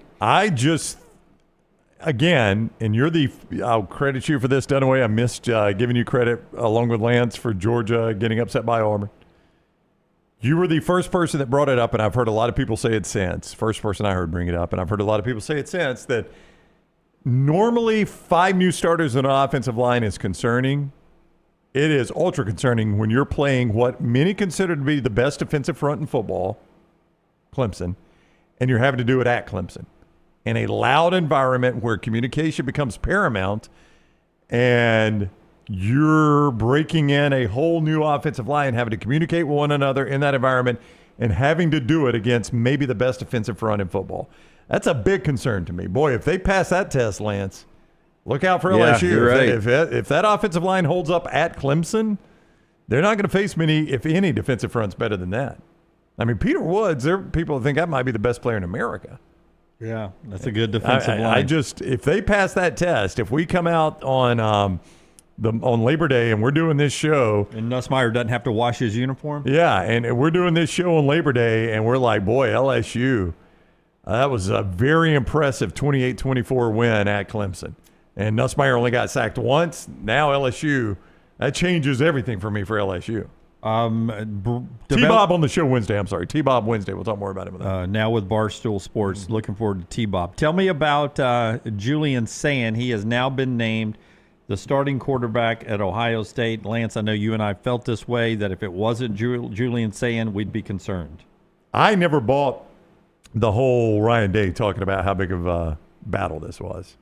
I felt Sayin had this thing all along. I mean, that was the expectation, and I heard some Ohio State fans say, if it's not Sayin, then we got a problem. And that's the way I felt. Yeah. I thought I remembered you and I talking about that on the show. If it wasn't Julian Sayin, I am really worried about Ohio State. Yeah. Now we'll see, though. I mean, do you guys have more confidence week one in Sayin at home or Arch on the road? Well, I've seen Arch. I mean, Arch has started 3 games or 4 games? 3. I've at least seen him start 3 games. Now, it wasn't tremendous competition. I get that. Is there more or less pressure on Sayin because he's going against Arch? I mean, because you are rolling in with the national championship. You're taking over this offense with the best offensive player in football in Jeremiah Smith. So there's a lot of pressure there, but everybody – I don't know if anybody's going to be talking about Julian Sayin. Everybody's going to be talking about Arch. They will be talking about Arch, and they won't be talking enough about Ohio State's defense. And that's where I'd rather be Julian Sayin, going against a very good Texas defense. But I think Ohio State's defense slightly better than Texas's. I don't know you ask who the most pressure is on? Is that your question? Yeah. I think it's Arch. I mean, do you think Ohio State fans expect Julian Sayin just to step in and they're winning the national championship again? Yeah, probably. Yeah, I mean, that's the way Alabama fans were for years, and I'm sure it's the way Ohio State fans are. Texas is expecting Arch Manning to be Vince Young level. Arch Manning to be a generational player. Arch Manning to be the guy, if you miss the first hour, the athletic director surprises by saying, we're retiring your number. I mean, that's the expectation for Arch Manning, is best I can gather for Texas fans. 20 years, by the way, since that Vince Young national championship game. It's been a minute. Yeah. And that's why so much pressure's on Arch Manning. And that's Texas's last national championship, right? Yeah. 20 years. Yeah. Ohio State just won one, but Julian Sayin's got Jeremiah Smith to throw to. We'll talk about him as we get to our spotlight. It is the Shannara Spotlight of the Day. Hit it. The College Football Spotlight. Alexander Shannara Trial Attorneys bring you our college football spotlight every single day. And you know what Alexander Shannara wanted to do? He wanted to create a law firm that could handle any issue his community of Birmingham faced. Well, now they not only handle any personal injury claims, but claims for fire and storm damage, bad drug and device claims, disability, workers' compensation, and a host of other claims. When you find yourself in need of a lawyer, call the Alexander Shannara Trial Attorneys. You pay nothing unless they win your case. Shannara.com, Shannara.com. All right, let me see if I can set up this random number thing on the draw here. Do not want an upgrade on that. You're not upgrading the random number app? What are you even doing? I'm not upgrading. What are you even doing? Yeah. I know who I want first. All right, so everybody write down a number. Forster, me, LT, and Brown are going to write down a number between 0 and 1,000. Whoever's the closest to this will pick first. 1,000? Yeah. All right, I got mine. All right. And that'll be our first pick. We're going to try to pick, and here's the scoring. 10 if you get the overall Heisman winner. 7 if you get the second place guy. 3 if you get the third place guy. 1 if you get the fourth place guy, and then that's it for the points. And everybody's got their number written down? Yep, got it. Okay. I'll need proof that what your number is written down. I'll show you mine. Okay, here we go. Yep. The number is 770. Got 777. Oh, it's going to be hard to beat. Holy crap. What about you? 444, so Lance got me. 267, I'm last. 417. I'm closer. All right, so it goes Lance, me, Scott, you. Yep. Are we going to snake it? You get 2 straight picks? Yeah, okay. We'll snake it. I'll take Cade Klubnik. That was going to be my first pick. He is plus 810 at mybookie.ag. Yeah, I don't feel great about it. I mean, never seen a Clemson quarterback win it, have we? Trevor Lawrence didn't? No. Deshaun Foster didn't? Deshaun Watson, nope. excuse me. Nope. No, Deshaun Foster didn't either, Nope. though, for the record. Okay, so Wow, how Cade about that? Klubnik. Plus 810, third in the standings. Okay, so tell me, when you talk Cade Klubnik here, Yeah, look, I just think the way he came on in the second half of the season, I think he has got arguably the best offensive line they've had in years. He is playing with extreme confidence, and he's got receivers finally. I think this offense in year 2 of Garrett Riley's offense, I think it's going to be much better, and I think with this schedule, I think he's going to put up some throw over 4,000 yards, around 40 touchdowns, and they're not going to lose a lot of games. We're going to draft 5 guys here, so there's LT's first and Cade Klubnik. My point to this exercise is going to be, if you look at the AP top 25, a lot of people are really happy with their quarterbacks, but there's just as many question marks with those happy people with their quarterbacks. You know, if you look at Arch or Julian Sayin or Ty Simpson, Cade Klubnik, Dante Moore. You go down the list. Norris Sellers. Everybody seems to have a big upside quarterback. Gunnar Stockton. With a lot of question marks. I mean, Drew Aller, and I'll put Drew Aller and Cade Klubnik together. Like, they both had really good seasons last year, but we didn't believe in them going into last season. No. So, is it like one good season, and do they regress after that? And it was a slow burn. Like, they weren't always, they got really good as the season went on. Brownie's got our second pick. I'm going to go Jeremiah Smith.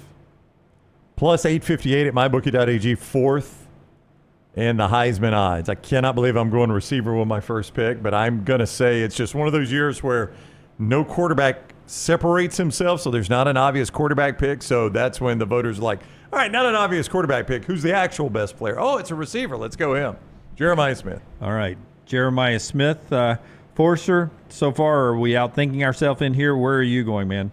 No, I don't think so. Had Brown not taken Jeremiah Smith there, I would have. All right. Jackson Arnold? No. He won't be one of my 5. Michael Penix Jr.? Give me Arch. Somebody's got to take him. I'll take Arch. I don't. He's odds-on favorite, plus 680, or not odds-on, but the best favorite. And trust me, Heisman voters want to vote for Arch. I agree. They want to do a makeup for his uncle Peyton. I agree. I like your pick. Yep. All right, 2 picks to you, Jim. I will stay consistent. I'll go Nussmeier because I think in the end they're winning the national championship. And then I will play off of what Brown was doing. I was going to be the first to do this, but Brown beat me to it. But I'm going to go totally different. I'm going to go Caleb Downs of Ohio State with my second pick. Let me dig deep and find his odds, Jim. Well, I'm just saying that it's way off the board. Because of the parity in the quarterback situation, it opens up for other people, and I think it could be defense this year, and the best defensive player in college football is Caleb Downs. Plus 18,000 at mybookie.ag. So that is. So if I bet $1, I can win $18,000. That's a deep dig. It's 180 to 1. Hey, just so you know what neighborhood you're in there, Rocco Becht has the next. Okay, I like it. I like Rocco Becht. Back to you, Forrester. All right. Who was your first one, Jim? My first one was Nussmeier. It was Nuss. Garrett. Okay. Yeah. Give me Drew Aller. Whoa. Yeah, I don't. Yeah, I mean, I don't think it's a terrible play. Yeah. I mean, he went with the number 1 and number 2 preseason quarterbacks as far as the rankings. Exactly. Yeah. All right, so that gets us back to you, Brownie. Ty Simpson. I mean, that's who I want to go with. Yeah, give me Ty Simpson. So Jeremiah Smith and Ty Simpson, 2 picks from LT here.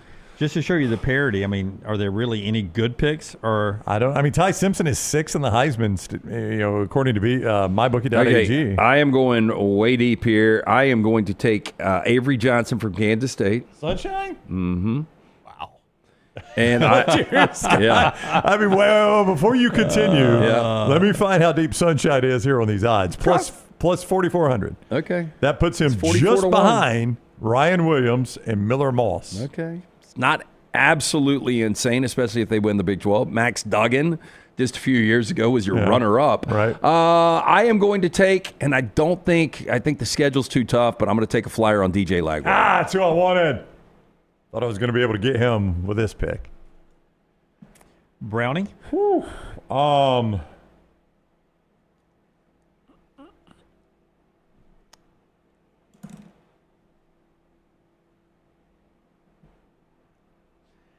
hum of silence. Give me your favorite thing, Jim. It is no, not. Jim hates the silence. He's dying to say something. Doesn't matter if it's an elevator or just a walk down the hall. He can't stand it. You really can't. I will talk to anybody. Yeah.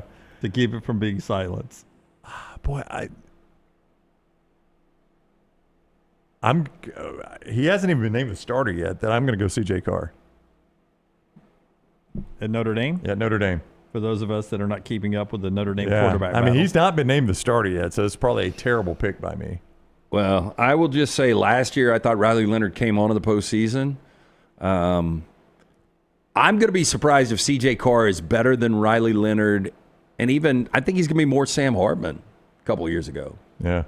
But this would be pretty incredible. First-year starter. When's the last time Notre Dame had a quarterback win the Heisman? Yeah, he is a Notre Dame quarterback, though, and I think they're going to factor right into the college football playoff. That's my thinking there, is the starting quarterback at Notre Dame on a playoff team. Okay, Forrester. This is getting hard, guys. Yeah, I don't like mine. Yeah, I don't like anything past where we are now. So you mean going receiver first, then Alabama quarterback first start, and Notre Dame quarterback. Oh, well, how about it? You don't love that? You've got an Ohio State safety. and an LSU quarterback that crapped the bed versus Alabama last year. Lenoris is still on the board, right? He is, absolutely. Yeah, give me Lenoris. Yeah, we've overthought this quite a bit. I mean, Scott, with that pick, got the guy that MyBookie.ag has fifth in the odds. But I still don't like it. I know. Yeah. Fifth in the odds, plus 1625. I mean, Forrester has gone chalk and chalk, and probably going to win the thing going away. I will go. I'm going to go Carson Beck. I think if he is healthy, the potential is there with that schedule, and there's a good chance they're going to have to outscore people again. I mean, the defense is going to be better. It can't be worse. Yep. But it's still probably a middle of the pack defense. And then after that, I'm going to throw in just because he gets a lot of love. Jeremiah Love of Notre Dame, running back.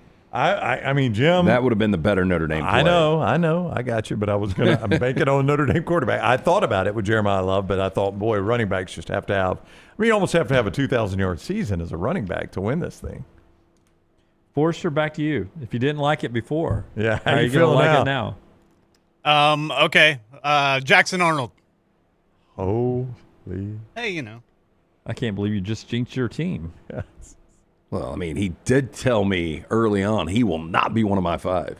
Yeah, kind of snappy. Yeah, you got him at number 4. Does anybody think that anybody being named from here on has a legit shot? Oh, I've got 2 dark horses coming up. I really think, Forrester, you're that guy who we're about a quarter of the way in, and you're realizing that Monopoly takes a long time, and you've now lost interest with Jackson. That pick did seem like that. Yeah. Maybe a like, little bit. You know, I could really look into this, or I'm not going to bore our audience anymore. I'm just going to throw his ass out. Hey, there. I almost went Thomas Castellanos just to be a smart ass. You know? I'll trade you. My boardwalk for all the purples. Yeah, go ahead. I don't care. Just want the game to I be don't care. done. Yeah, and throw in $100. Yeah. All right, back to you, Brownie. Jaden Maeva. I hope you're right. I mean, when does Lincoln Riley ever have Heisman-level quarterbacks? Only all the time. And that's my 4th pick. LT, your last 2 picks are? My last 2 picks, I am going to take Fernando Mendoza, the quarterback at Indiana. I think he is a upgrade from what you got with Curtis Rourke. And I do think if Indiana is able to replicate and win 10 games again, I think he's going to have some massive numbers. And then my final pick is going to be Colin Simmons, sophomore linebacker for Texas, 9 sacks last year. He goes out and has 15 sacks. Texas wins a national championship with defense. Colin Simmons could be that guy. All right. So everybody but Forrester has taken a non-quarterback. Brownie is next. Brown, to relive, you've gone receiver, quarterback. Yeah. He's gone 2 quarterbacks that have never started a game. That is true, yes. And I've gone one that ain't even been named a starter, Lance, much less starting a game.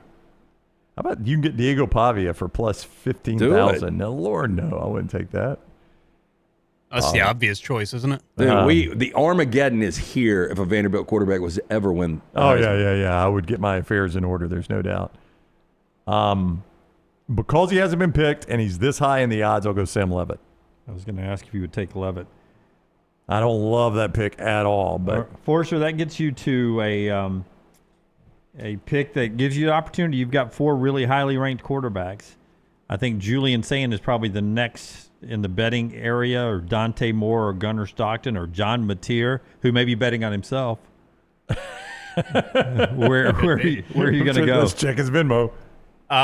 Give me the former 17-year-old Ryan Williams. Thought about him. Plus 4,000. Thank you for doing that so that I didn't have to. 40-1. I got you. Yeah, appreciate that. So you've got Auburn's quarterback and Alabama's receiver. Yeah, he's got the state covered. Very state. I'm going to take the guy that this was the quote over the weekend coming out of Ole Miss's scrimmage. He just does Tua things.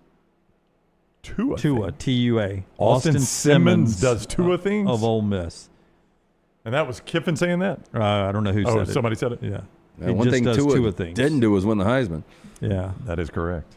He was in the conversation, though. He was. Well, Burrow had a pretty good year that year. So, Cade Klubnik, Avery Johnson, DJ Lagway, Fernando Mendoza, and Colin Simmons for Lance. Jeremiah Smith, Ty Simpson, CJ Carr, Jaden Mieva, and Sam Levitt for Brownie.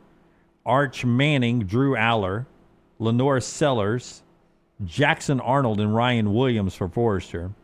Garrett Nussmeier, Caleb Downs, Carson Beck, Jeremiah Love, and Austin Simmons for Dunaway. Would love to hear what the chat room is saying. While you pull that up, go ahead. Well, I was going to say we're pretty random, and I think Scott had the more obvious kind of your favorites until he tapped out in round 4. Yeah.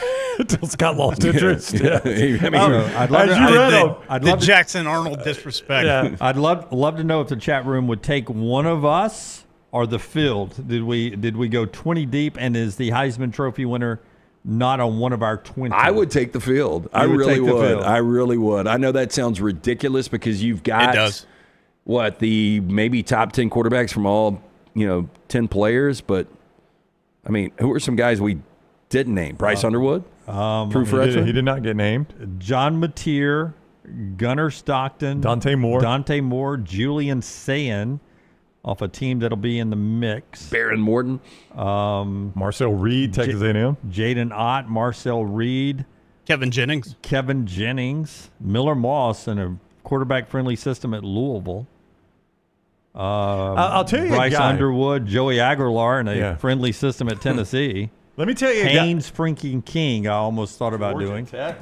I mean, look, if Tech makes the college football playoff, Haynes King has had an incredible season, and I'm going to go on and say he would be in New York if they make the college football playoff. Here's the best field guy. I've got one that has not even been named. I bet we got the same guy. Well, and here's how I would set it up, and you tell me if we're talking about the same guy. I think there is a hunger among the media for this team to get back to relevance. Oh, yeah. 10-2, and they're in the playoffs. And they're 10-2 in the playoffs, and if this kid leads them to 10-2, Dylan Raiola. Yep, he's the guy I should have picked. He is, and I thought about him. Yeah, I'd looked down at Haynes King at him earlier, and for some reason I went Austin Simmons. Dylan Raiola is not that different than Avery Johnson odds-wise. Avery Johnson is 44-1. Dylan Raiola is 54-1. Love me some Matt Rule. Tell me the last time he had a quarterback that lit it up. And I'm telling you, he doesn't. But my thinking, though, is if that kid can just have that special year, there's a hunger from some of these voters for Nebraska to be relevant again. And I think that would play into the voting. Yeah, I'd almost take the field.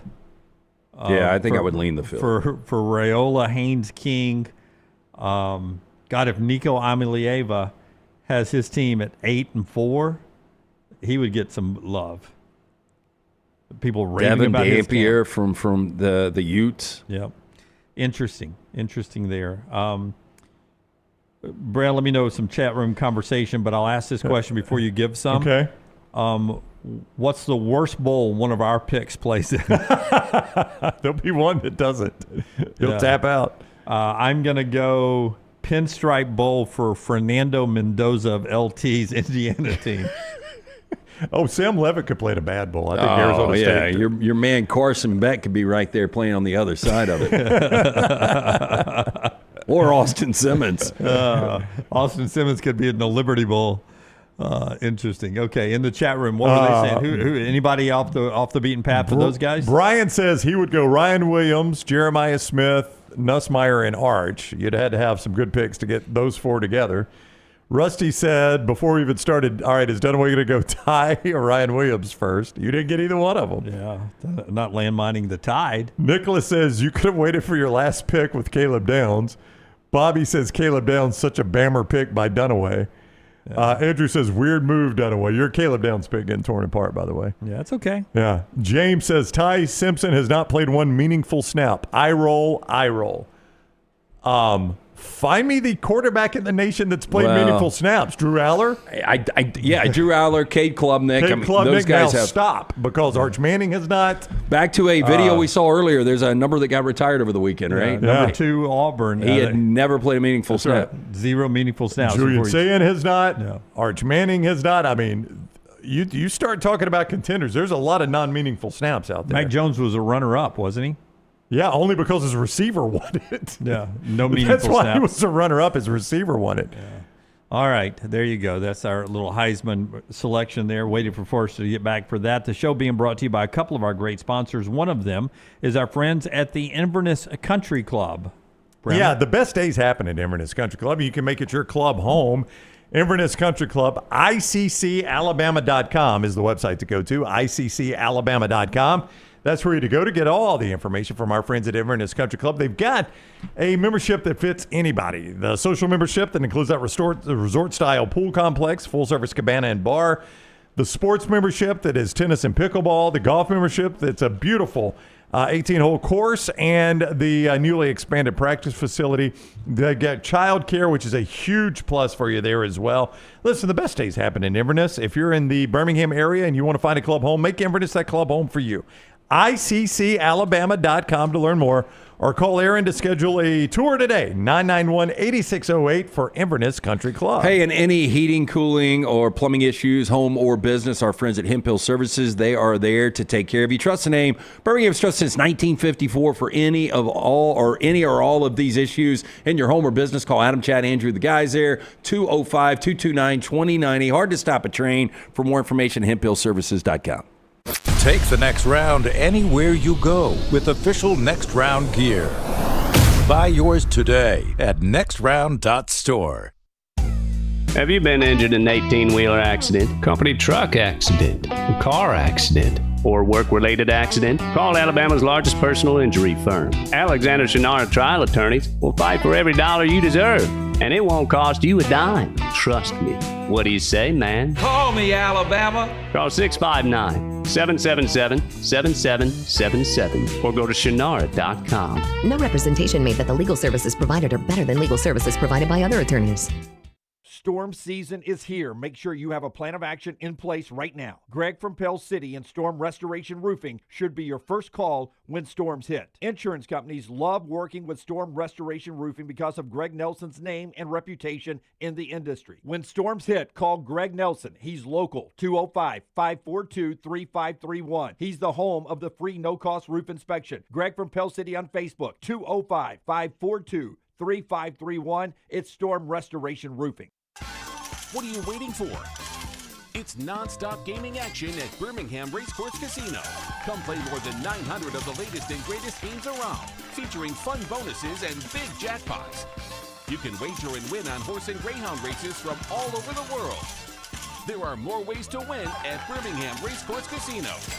Birmingham Racecourse Casino, located off I-459 exit 31 Derby Parkway. Must be 21 or older.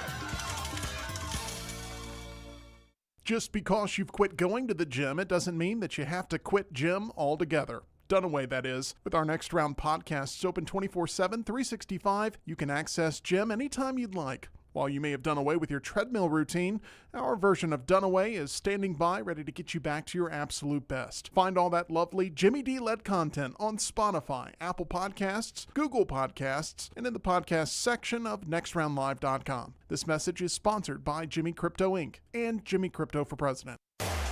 Excitement awaits at Barber Motorsports Park for the UAB Medicine GT World Alabama Benefiting Teal Wings of Hope, September 5th through 7th. Witness some of the most iconic sports cars like Lamborghini, McLaren, and Ferrari battle it out on the track. Enjoy the beer gardens, food trucks, kids zone, garage, and more. The UAB Medicine GT World Alabama. Kids 15 and under get in free. Get your tickets today. Hey, let me tell you about our friends at Urology Centers of Alabama. Compassionate and comprehensive urological care with 35 physicians, 17 locations across Alabama. Their patient-centered approach to all of your urological needs. Remember, they've got that new men's health center. It is beautiful, helping men with a wide range of sensitive male issues in a comfortable environment. You can always go online, visit urologycentersalabama.com, schedule an appointment with one of their many urologists today.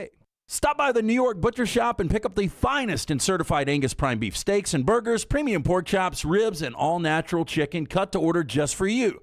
Their chef-prepared entrees and side dishes are the perfect dinner-to-go choice for your family and are ready to heat at home. With a great selection of fine wines and desserts, the New York Butcher Shop is your one-stop dinner shop. 2 locations to serve you, Cahaba Heights and on Highway 119 in Greystone. The New York Butcher Shop. Rare quality, well-done service. It's bow time.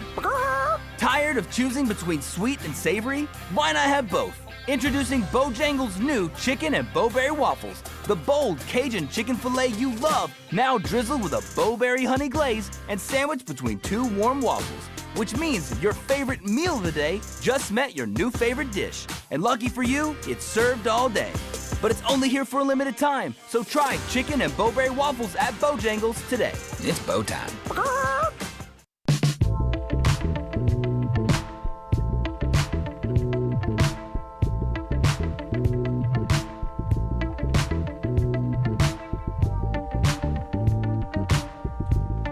Rolling into the trash segment here, final half hour of our Monday show.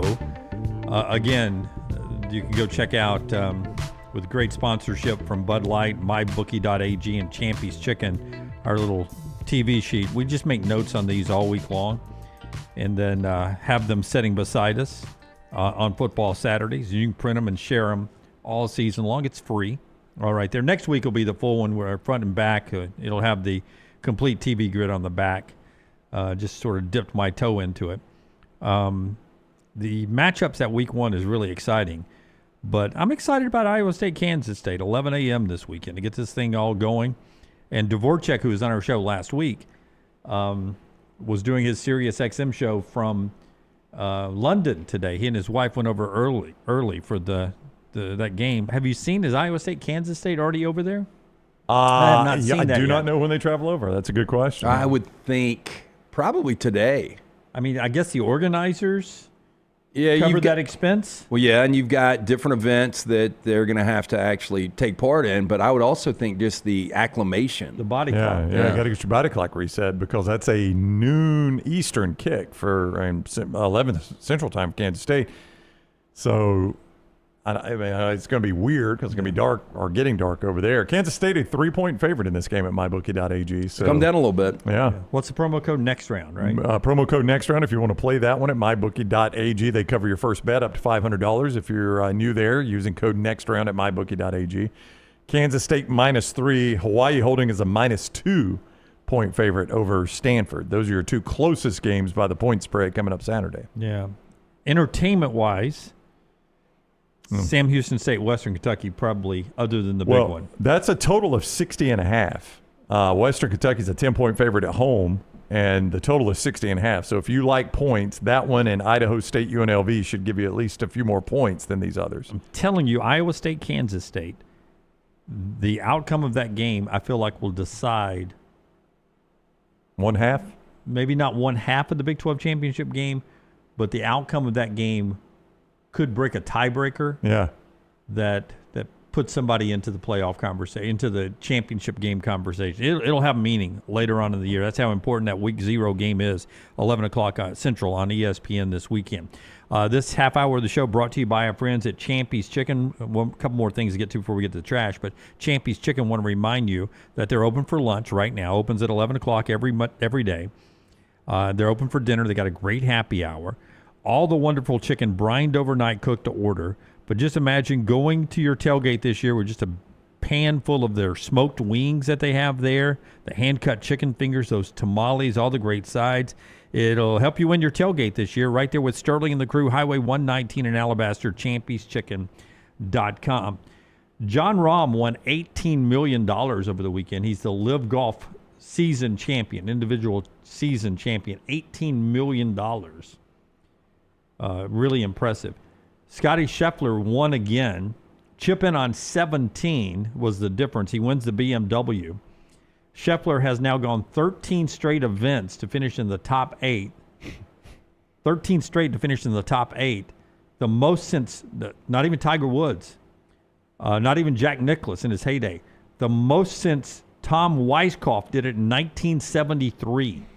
Never heard of Tom Weiskopf, but boy, that is consistency. He was always on the leaderboard. Yeah, Weiskopf was a good player. Back in my childhood when I would watch Jim McKay. John McKay was the USC coach. Yeah. Jim McKay on ABC would be like, today we're at the Los Angeles Open, a wild world of sports. And Tom Weiskopf is 2 shots back of Jack Nicklaus and old Lee Trevino.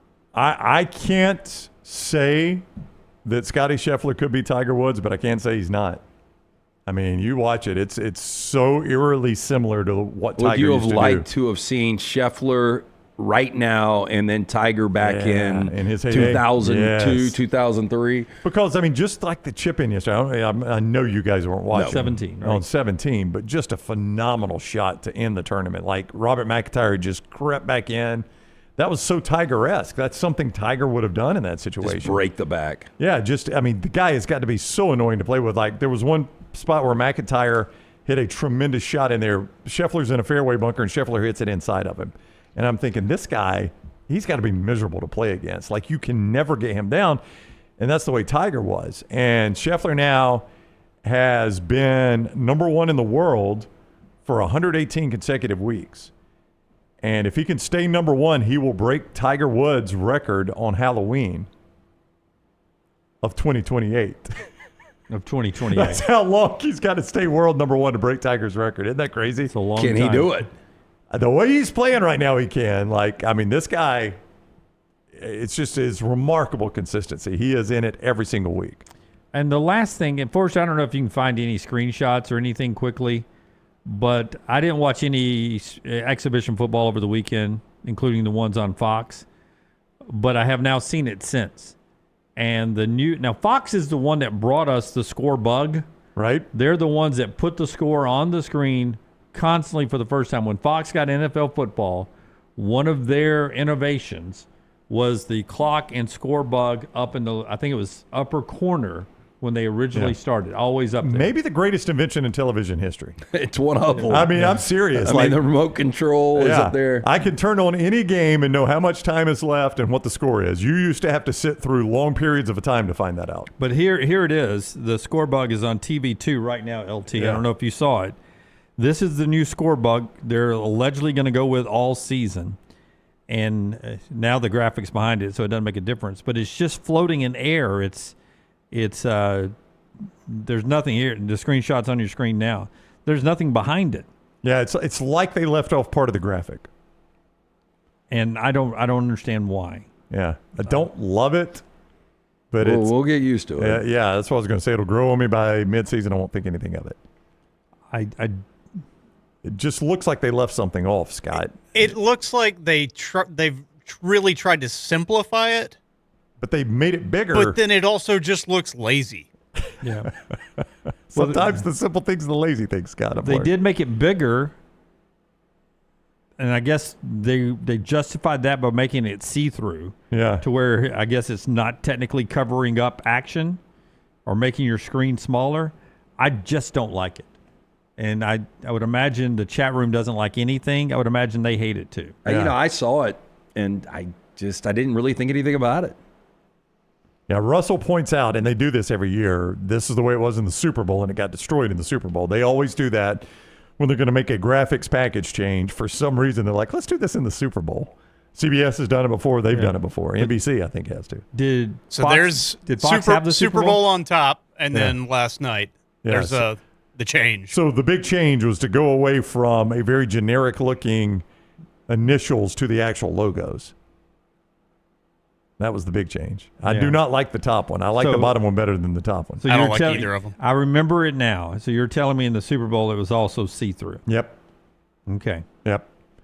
I guess I was so caught up that on the fact that it looked like we did not have rights to the logos. Like I know, it really does. Like Fox didn't pay rights for the logo.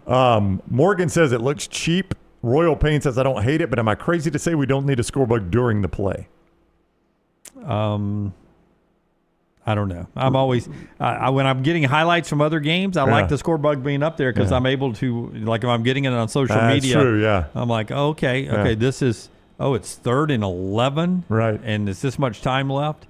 I don't know. I'm used to it. Chris says he agrees with LT. Rusty says, what are y'all complaining about? Andrew says, do we overthink these things? Yes. Yes, we do.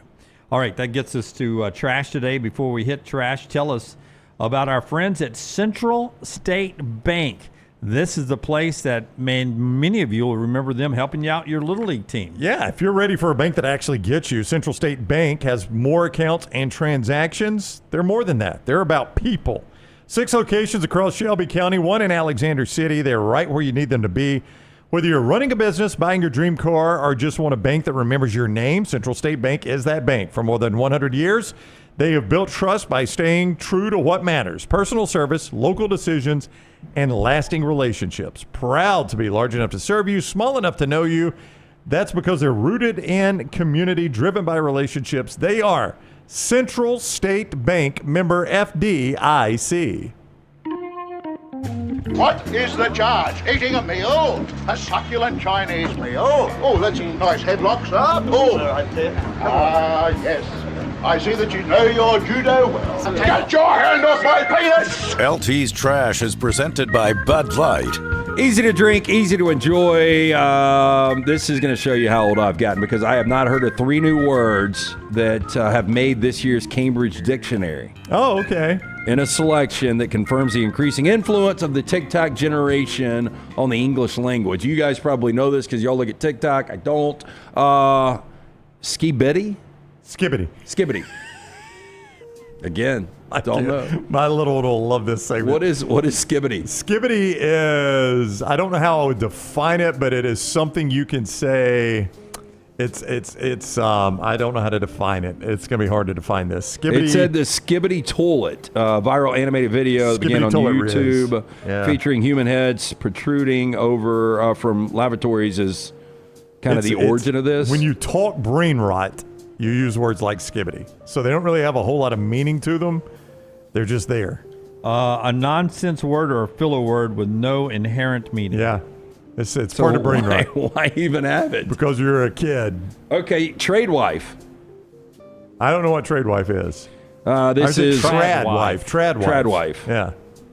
Trad wife phenomenon. Yeah, hey, again, I've never heard of it. I told you. He'll hit the camera. He'll hit the camera more than he gets these right. Which dates to at least 2020, has also been widely criticized. It refers to socially conservative influencers who celebrate looking after their husbands, children, and homes and post about it on TikTok, Instagram, and YouTube. Yeah.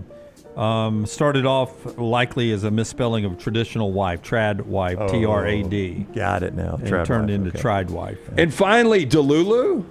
That means you're delusional. You're out of your mind. Delulu, a abbreviation of delusional, less controversial, but has become associated with the post-truth world where personal beliefs are more important than reality. Its dictionary entry defines it as, quote, believing things that are not real or true, usually because you choose to. Yeah. So there are Delulu people out there? Yeah, I guess so. I would say the trad wife probably did okay in the husband department. Yeah, I think the trad wife, she can post what she wants. That's right. A little heavy on the makeup. But that's okay. She's at home all day stirring that bowl. She do it however she wants. That was back when they delivered milk daily, apparently. I got it. So, upset at the noise of a landscaper's lawnmower was making, a Florida man retrieved a dagger from his car, threatened the worker with the weapon, according to cops, who say the accused was, quote, wearing a full jester costume during the incident and arrest. Now, so the attacker had on the jester costume, or the guy cutting his grass? No, the attacker. According to the court affidavit, landscaper Brian Hansen was mowing 2 separate lawns yesterday afternoon when he was confronted by Anthony Marzola, 51, who lives at a nearby home. Marzola, investigators say, quote, became upset with the sound of the mower. He retrieved a 12-inch dagger, that's a quite large dagger, very big, from a vehicle, began walking towards the victim. Marzola was allegedly pointing the dagger at Hansen and, quote, yelling, he cannot be mowing. Marzola advanced until the victim positioned his stand-on mower to be between him and the defendant. The defendant was wearing a full jester costume during the incident and arrest. While the report does not indicate why Marzola was wearing the jester outfit in the middle of the day, he has been arrested on a aggravated assault with a deadly weapon. I have not heard you mention the leaf blower in quite a while. You're just getting used to them? Well, we were in the pool yesterday, and I've got a theory on that. Okay, I have brought up something I Lance can't discuss on the show. No, I don't know for a fact, but I lean. You think he sees you outside and is like, time to blow some leaves? Yeah, that's the way it used to be. It's changed now. I think he might have died. It has not been brought up in a very long time. Something has happened here. Oh. Yeah, that was a good throw. throw. I think he might have died. What if he sold the house? Let's just think positive. No. Maybe they sold their house. Maybe he kept the yard so clean that people came and looked at it. Maybe he came into some money. Now he has other people that do it while you're at work. Nope, I don't think that's it. I mean, there's a chance maybe he got on one of those year-long cruises where you cruise every country. That could be it too. Yeah. Let's think positive. Maybe he didn't die. I'm just playing percentages. Yeah. Yeah. By the way, if Jeff Aniston doesn't call on Friday, I think he's dead too. I hate to say that. Don't say that. No, I mean, if we don't hear from him on Friday, on Guaranteed Friday. Yeah. And we've got to do some kind of like welfare check where he's got to be able to. He's got to give somebody a number. All right, Tyler. In the event Jeff calls back, we'll have that conversation with him. If you could document his number, and he doesn't have to ever be on the air again. But if we can just call and check in with him occasionally. I thought we document everybody's number, relatively speaking. Well, the new system, the one that hasn't gotten fried by lightning twice. Yes. Yeah, I thought about. But we Jeff did not on have that Friday. in the old system, did you? Yeah, I really did. So the chat has brought this up multiple times, but there was a fire chief in the Anniston area named Jeff who recently passed away. I'm not sure if that's our Jeff. Fire chief's got to leave the house. Yeah, I didn't get the feeling Jeff worked a job. No. I didn't get that feeling either, but I have no idea. Yeah, but it's a very common name too. Yeah, if he was the fire chief. But I'm telling you, when you're a professional fire person, there are some. I mean, you wash that truck and take care and do some workouts and cook some really good food. There are days you work nonstop for 24 hours. He would reference that though. Do you guys not believe? Hey, I've got a background as a firefighter. We've had too many weird conversations where him to not roll something like that out. You know, guys. I think Jeff has got such a great sense of humor. He's letting us think he's dead. It's like going to your own funeral, right? To hear what people say about you. And Jeff is going to surprise us either on Guarantee Friday or during the season with a phone call. And he's going to laugh about the fact that we thought he was dead. I'm holding out hope for that. Tyler, that's what I'm holding out hope for. Lance has killed 2 people. I've got one of them having sold their house. I am playing and percentages. playing a joke. I mean, I would think Jeff's in his late 60s. I'm guessing. I don't know. Okay, so there is a chance. If it was our old radio days, I would say that he just moved to be closer to a family member and was out of our listening area. Yeah, but not now, anymore. Yeah. Now he can listen to us, watch us anywhere in the world. That's right. Yeah, I'm thinking the best here. I had a guy come up to me Saturday night, somewhat younger, in his 40s probably. I mean, young enough that he shouldn't have said this. Like, man, I miss you guys doing a show. I'm like, you know that you can consume us easily right there on your phone. Oh, man, it's just so tough to do. Well, I had a guy, if it'll help this fella, a guy at the golf course the other day did the same thing. And I was like, how do you get your weather? He goes, I am so old school. I still watch on TV for the weather. I said, I still lick my finger. I said, you've got to have an app on your phone. I do not. But if it means I get your show back, I'll download your app. I was said, going to say, that's what it means. A lot Let of that guy parents still go. watch local weather even though they have the app on their phone. Yeah, that's true. Yeah. I don't Man, know I why. saw this I downloaded story. the app for the guy. I wanted to ask you about this just growing up in news. I came across it on one of these reels yesterday. It just popped up. There was a chick in Sarasota, Florida that committed suicide on the air, an anchor. Do you remember this story? No, 1974. Oh. They did a movie. They made a movie Christine, about it. Rebecca Hall played the anchor. She was 29 years old. Christine Chabuk, Yep, I think that's was her name. Very good. And I'm just blown away that like us being in broadcasting for so long, never hearing this story. How'd she do it? She shot herself. That's terrible. She had a suicide expert that they had, they had some kind of conversation with, and said the easiest way to do it. I don't know why, but in the middle of the broadcast, he was like, just going with our blood and guts full report. This is the first time this has ever happened live on TV, and that's horrific. And they took it straight to a made-for-TV movie. Oh, did they? Didn't even go commercial Most break. people in viewing thought it was a joke. Yeah. Not quite the joke. Oh, that's a terrible joke. That would have been an awful joke. So, a woman in Kentucky accused of pouring salt in her ex-car's engine and pouring glitter into the AC.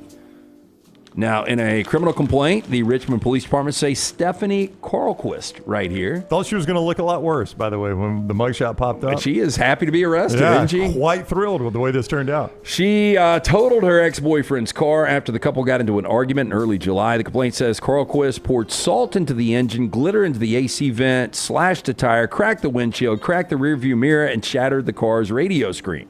Carlquist's ex-boyfriend told police she slashed the one tire on July 6th, did the rest of the damage after an argument on July 15th.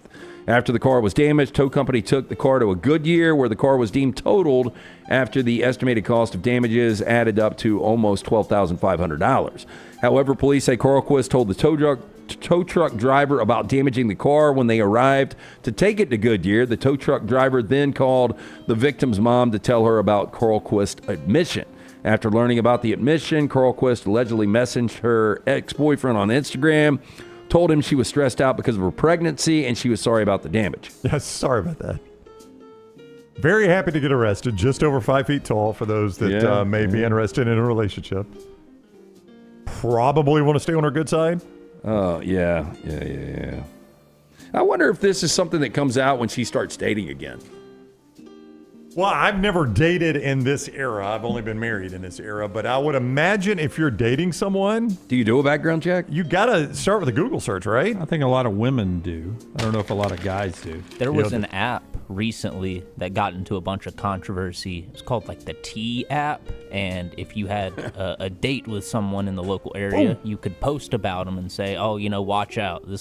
This guy skips out on the bill. This guy, does X, Y, and Z on the date. But that's guys. That's guys researching girls. I think they just swipe up, swipe down. Do they? With their eyes. With their eyes. Yeah. No, I think there probably is to that. And I think you probably don't get interested about the background until third, fourth date, probably. I mean, before you go long term, you got to Google. Yeah. And you're going to look at Instagram and all that. Well, you don't want a heartbreak kid situation. Yeah. I just don't think... And it's been a long time, I know, 27 plus years now. I just think that when I was dating, I never cared. I was never thinking about date 4.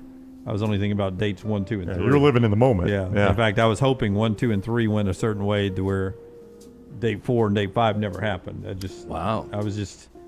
was in it for the weekend. But you got to know if you're only in it for the weekend after date 3, 4, 5, that she's then you get total my car. Yeah, woman scorned, and these are the things that happen. A lot easier to total a cherry. What did I drive? The Samurai. The Samurai. It's easier to total. They probably had a brick and just looked at it and just shook their head. Ain't worth it. He's being punished enough. That's right. He's driving a good one. California man who recently became trapped behind a waterfall for 2 days while climbing was dramatically rescued by police utilizing a helicopter. See, the song was right. Don't go chasing waterfalls, man.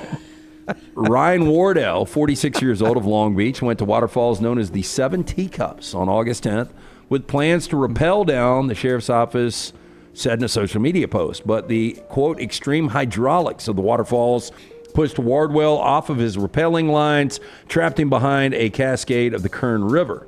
Now, his failure to return to his car that night prompted local law enforcement to spend August 11th searching for him with infrared technology and aircraft. Difficult terrain, fading daylight thwarted their efforts that day, but rescuers found Wardwell the next day flying a drone behind the Cascade in question. Now, Wardwell was alive and conscious when rescuers spotted him, and he told them he had become stranded there. Now, here was the good news. He left a note. He didn't have to take a shower. Yeah. Well, he left a note on his car telling passerbys to report him missing if the vehicle was there the next day. That's a smart play right It's there. a smart play, but at the same time, would you ever go somewhere where you have the thought of, you know what, I might not make it back, so I'm going to put this note on my car. But if you're going to do it, that is a smart play. Now, I'm with you. I would never put myself in that situation, knowingly.